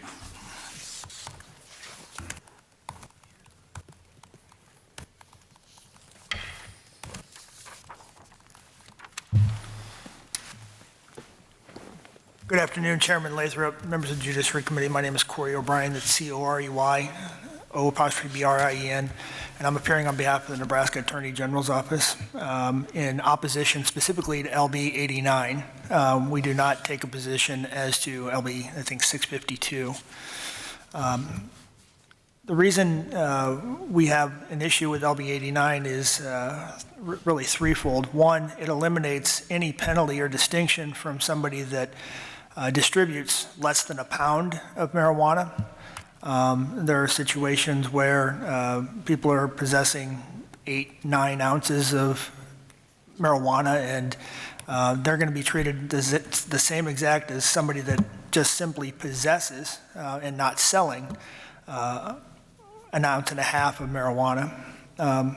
Additionally, we believe that it's wrong for Nebraska at a time when law enforcement agencies and prosecutors are combating an ever-growing tide of marijuana trafficking, even more importantly, the often violent and deadly byproducts of this trade. Furthermore, it sends the wrong message to our youth who are increasing their use of marijuana across the board at a time when the marijuana available contains THC concentrations that produce effects that rival powerful hallucinogens like ecstasy and LSD. There can be no doubt that the black market manufacture and sale of high-grade and THC-potent marijuana is thriving throughout Nebraska. As a result, the profit margins are huge and the competition especially fierce. Not as a coincidence, the incidents of robbery, violent assault, and murder have flourished in and around those involved in this lucrative trade. As an example, across this state, I was able to find no fewer than 6 homicides, an untold number of home invasion-style robberies and traditional robberies that have occurred in the last 6 months here in Nebraska directly tied to the marijuana trade. Many of the people that are involved in the marijuana trade are part of international cartels, and they bring in a nefarious element that poses great risks to our population.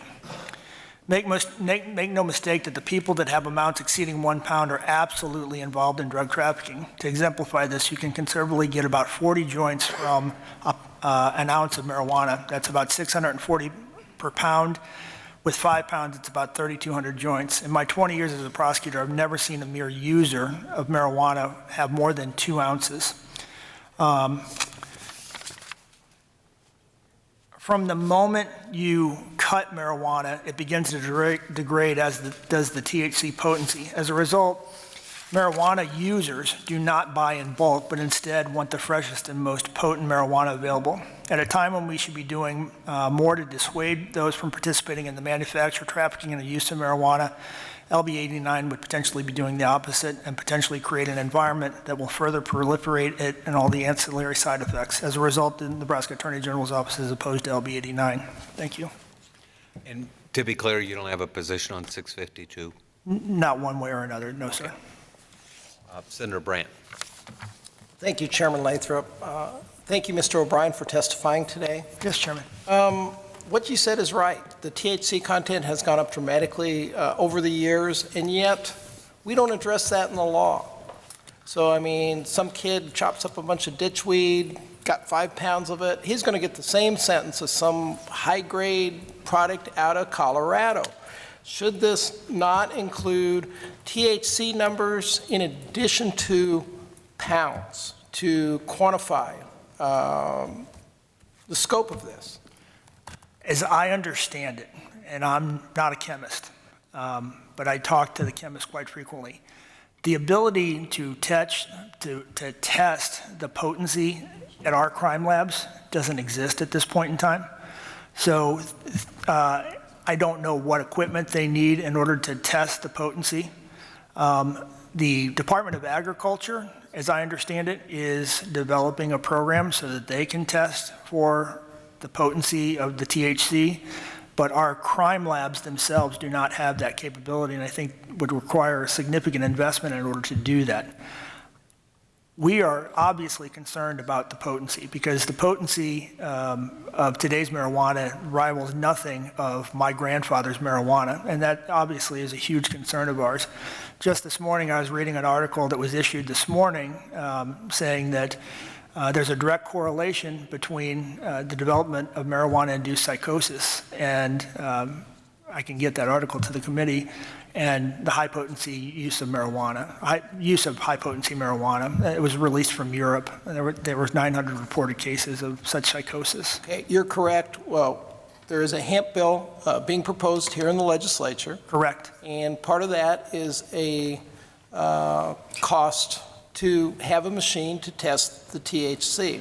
Correct. And really, in my mind, if we can test the THC in industrial hemp, we can certainly test it in high-grade hemp. I would think the same machine could do the job for both, and you could probably pay for the machine with less people in prison if you could tie the THC to the pounds and have a sliding scale of some sort. Do other states do anything like that? Are you aware of any other program that attacks this THC component? I'm not. I don't know of any other state that does that. It's possible, but I've never heard of it in any conference I've ever gone to or anything like that. And again, I'm not saying it's not possible to test the potency. I'm just saying that our existing crime labs that do that testing, they do not have the equipment, and I don't want to speak for them, but I assume that they would need some additional monies in order to do that. But it just seems as the Attorney General to come in here and make an argument that the potency is higher than it was 10 years ago, and I think we all agree with that statement, but without being able to measure it We should have had a machine here a long time ago. I mean, why doesn't our State Patrol have a machine to measure this? Because we don't have to prove that in any cases. I mean, all you have to prove is whether it's marijuana or not, and not the potency. Because is it a public health risk? Yeah, I mean, I think perhaps HHS would be somebody that would want to know more so than maybe law enforcement, but we do know, based upon some of the products that are coming in here, because they're marked out of Colorado and things like that with their potency, that the potency is higher. But we do not have any need at this juncture, from a criminal standpoint, to prove what the potency is. At least not yet. All right. At least not yet. I don't see any other questions. Mr. O'Brien, thank you for Thank your you. testimony. Anyone else here in opposition to LB 89 or 652? Anyone here in a neutral capacity on either bill? Seeing none, Senator Wayne to close. And as you approach, I have no letters of support on 89, 3 in opposition from Ron and Lynette Nash, Kathy Wilmot, and Lester Unruh. And on 652, I have letters, none. No letters on LB 652. Senator Wayne to close. Senator Brandt, that's exactly the conversation that needs to happen. And to say that we don't distinguish between drugs or makeups of drugs, we did this years ago, and we did it federally, where we distinguished between crack and cocaine. Because the potency between crack and cocaine was crack was supposedly more addictive. And we went around the country and changed our laws to figure out ways to test it, to figure out ways to charge people with it. So that's not new. I did hear the Attorney General say that he's never seen anybody over 2 ounces, so maybe we need to amend it to 2 ounces and he'll be okay with it based off his testimony.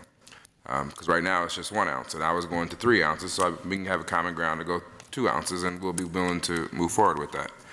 As it relates to the county attorneys, I'm willing to remove fentanyl and heroin to move this bill out of committee and move it forward if those are the issues that they still want to have residue.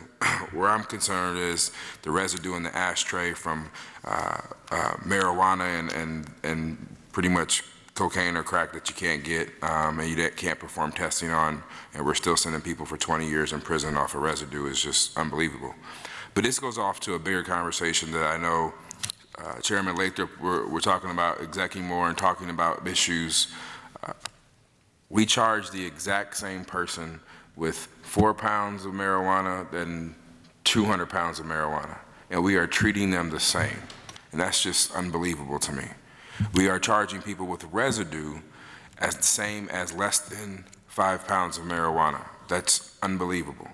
We have to start distinguishing between our laws and making them more equitable across the country, and that's what these 2 bills are trying to do. And with that, I'll answer any questions. I do not see any questions, Senator Wayne. Thank you.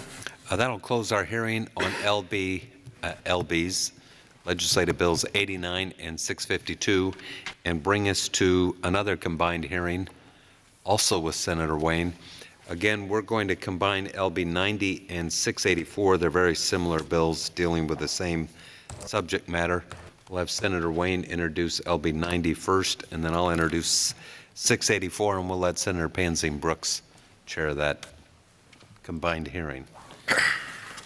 Thank you. My name is Justin Wayne, Justin and I represent the mighty 13th District, which is North Omaha and Northeast Douglas County. This bill is a bill that, in practice, I've been frustrated with the entire time. For a Class 4 felony, you have to have post-supervised release if you spend 1 day in jail. What that means is, and I want to walk through what a judge actually has to find here, and you'll see why this is absurd in practice. I think reality, when they first tried it, there was a good intention, but we have so many people in Douglas County who have to wait so long on a Class 4 felony that it makes no sense to put them on supervised release. I think the bill was intended for the original bill, broader state of Nebraska, but we just have so many felonies in Lancaster County, Sarpy County, and Douglas County that it just is not working the way it should. And what that means is somebody charged with a Class 4 felony. They sit in jail for 30 days, 60 days, and the judge has to find, after all the information comes in and he's found guilty or she's found guilty, they have to find that this person is not suitable for probation, because a Class 4 felony is a presumption of probation or a maximum imprisonment of 2 years. So the judge has to find on the record, you are not suitable. But let's say that judge only wants to give him 30 days in jail. So he's already sat for 30 days. The judge says, you are found guilty, we sentence you to 30 days, have a good day. That's how it used to work. Well, now it says, nope, not have a good day. You are not eligible for probation, because I have to sentence you to jail, you're not suitable, but I'm gonna put you on post-supervised release, which is essentially probation, for the next 9 months. Makes no sense. So on one determination, he says not good enough to be on probation, or the factors don't warrant probation, we give you time served, but we essentially put you on probation. It makes no sense. And so what we are finding is that people, including myself, and I think Prosecutor Lux will testify because it's one of our cases, my clients are actually pleading up to higher charges. They're pleading up to a Class 3, and the judge and everybody knows this person, if we put him on probation, may violate, or he doesn't even live here. He's actually got caught doing something, driving through. He's going back to Colorado or California or New York. I think the case we had were New York.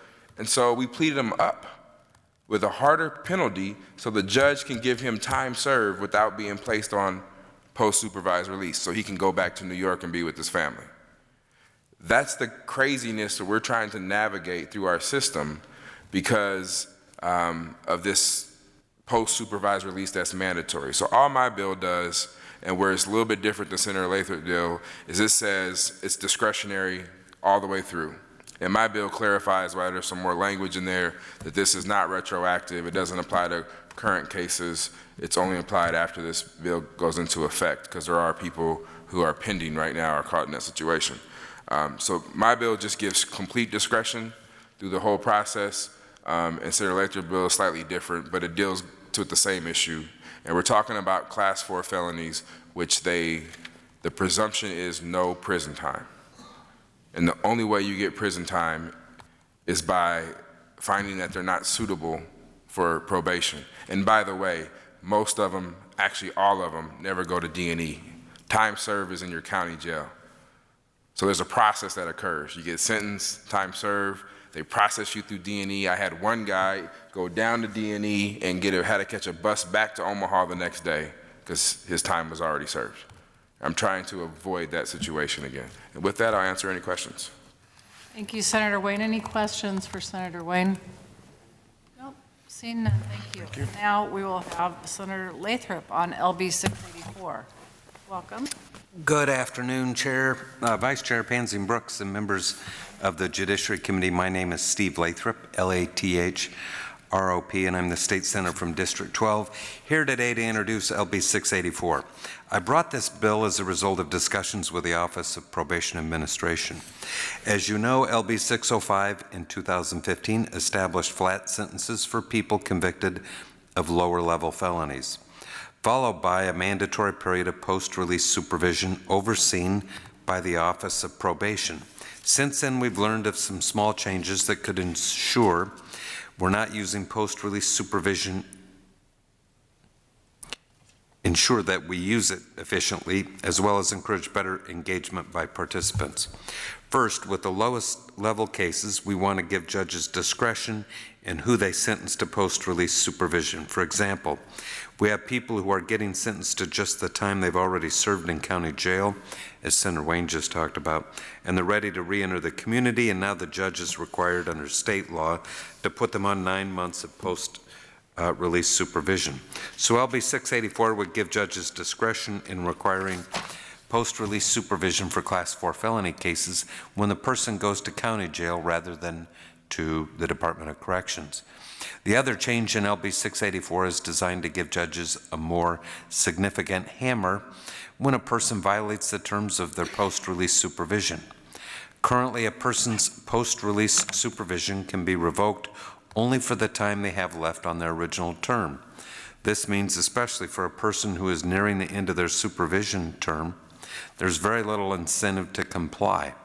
LB 684 would allow judges to revoke a person's post-release supervision and order them imprisoned for a period as long as their original post-release supervision term. I'll add the end goal here is not to see more people spending time in jail or prison for violating their supervision terms. While that might be what happens in limited cases, the goal of LB 684 is to encourage participation in the program that is proven effective in preventing people from continuing future crimes that result in them returning to jail or prison. I will say, I think you'll hear that this is something that needs to be done. Whether we take elements of Senator Wayne's bill or mine, how we work that into, I expect this is an issue that we'll probably try to work into our corrections priority bill. And so with that, I would encourage your support of LB 684 or some element of 684 or Senator Wayne's bill. Thank you. Thank you, Senator Lathrop. Any questions for Senator Lathrop? Seeing none, we will take proponents, and as happened before, if you could please indicate if you're supporting one bill or both bills, and we would appreciate it. Thank you. Thank you. Welcome. Thank you, Madam Vice Chair, members of the committee. My name is Spike Eicholt, S-P-I-K-E-E-I-C-K-H-O-L-T, appearing on behalf of the Nebraska Criminal Defense Attorneys Association in support of both bills. We have some concerns with one portion of LB 684, but on the whole, we do support both bills. We talked this year, or this session, about LB 605. This post-release supervision was something that was recommended to the state from the Council for State Governments, and it was to address the problem that we had with flat sentences, where people go to jail or prison for a relatively short period of time and then get out, where they go from custody on the street. And the concept of post-release supervision was developed based on that, where a person does not simply go from custody automatically to be free. They need to be transitioned and supervised for a while. So the law now requires that if a person is sentenced at any time of in custody, whether it's jail or prison, for any amount, even 1 day, as Senator Wayne explained, there needs to be a minimum term of at least 9 months of probation, if you will, for Class 4 felonies, up to 12 months. In theory, that does work. The problem that we see, and it's related to a couple of things, but the problem we see is in practice, it's very difficult for some people to do that. And by some people, I mean people who could not make their bond on the original charge and sit in custody for sometimes 6, 8, 10 months.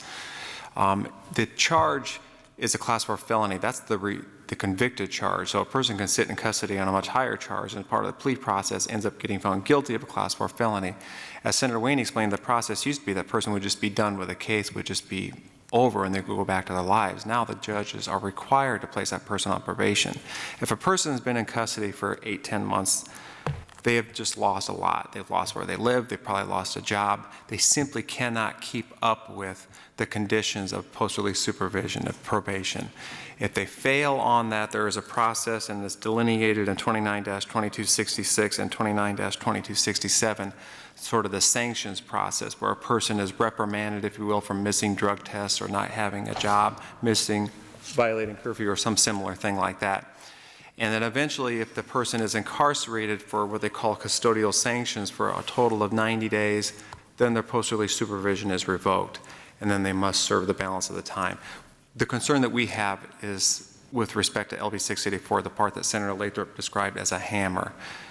We would prefer keeping the approach that Senator Wayne has in his bill, where a person is sentenced up to the remaining time they have on post-release supervision. Because for some of those people who simply are struggling and are trying to comply with post-release supervision, they do several months, they slip up, eventually they just come to the point where they can't do it anymore.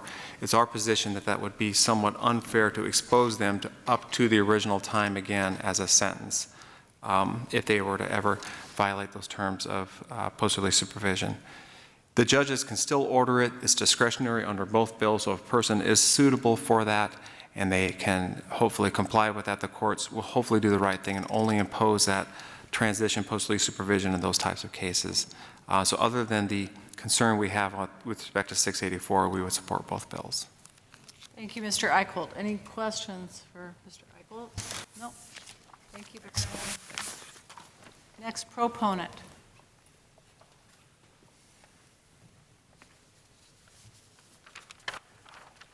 Welcome.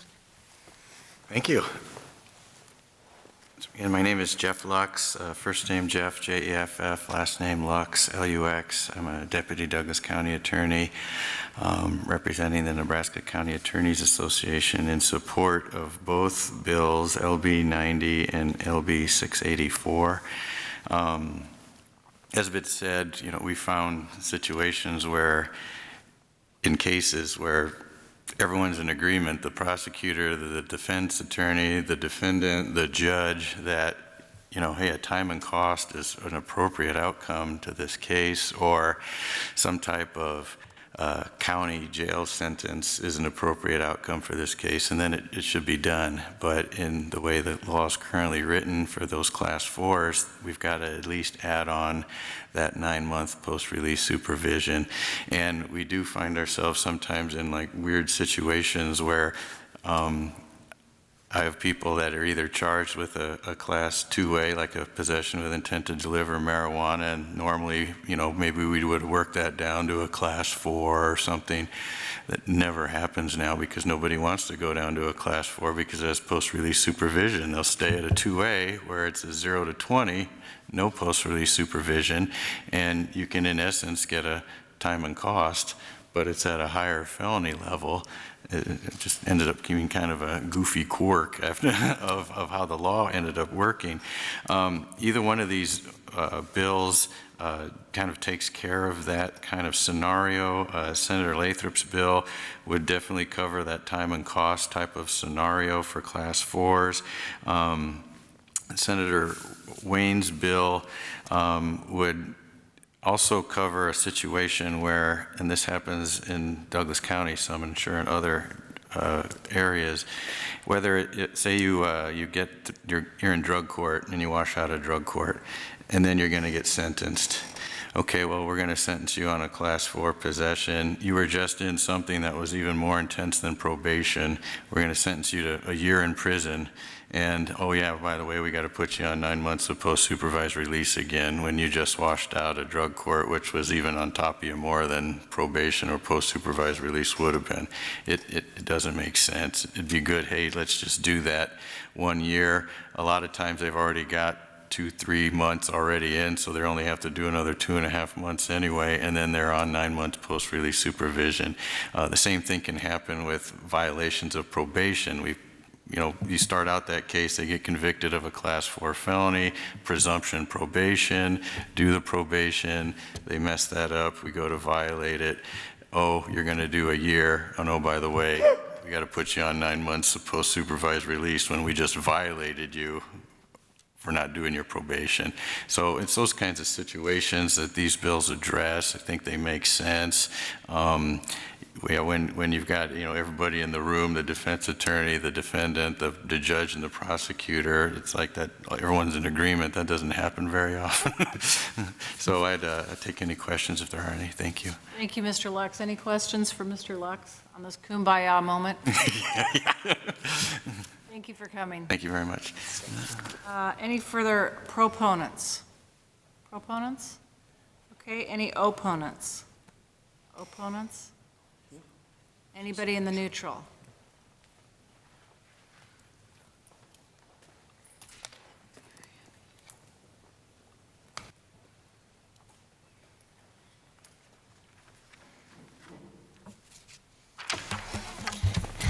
Good long afternoon to you.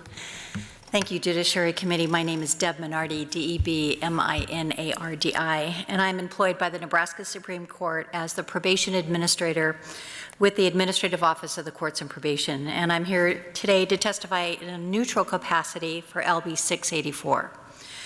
In 2015, the Courts and Probation successfully implemented the legislative changes set out by this body, commonly referred to as Justice Reinvestment, or LB 605. In particular, this involved the creation of what's now referred to as post-release supervision. Post-release supervision includes individuals convicted of a Class 3, 3A, or 4 felony.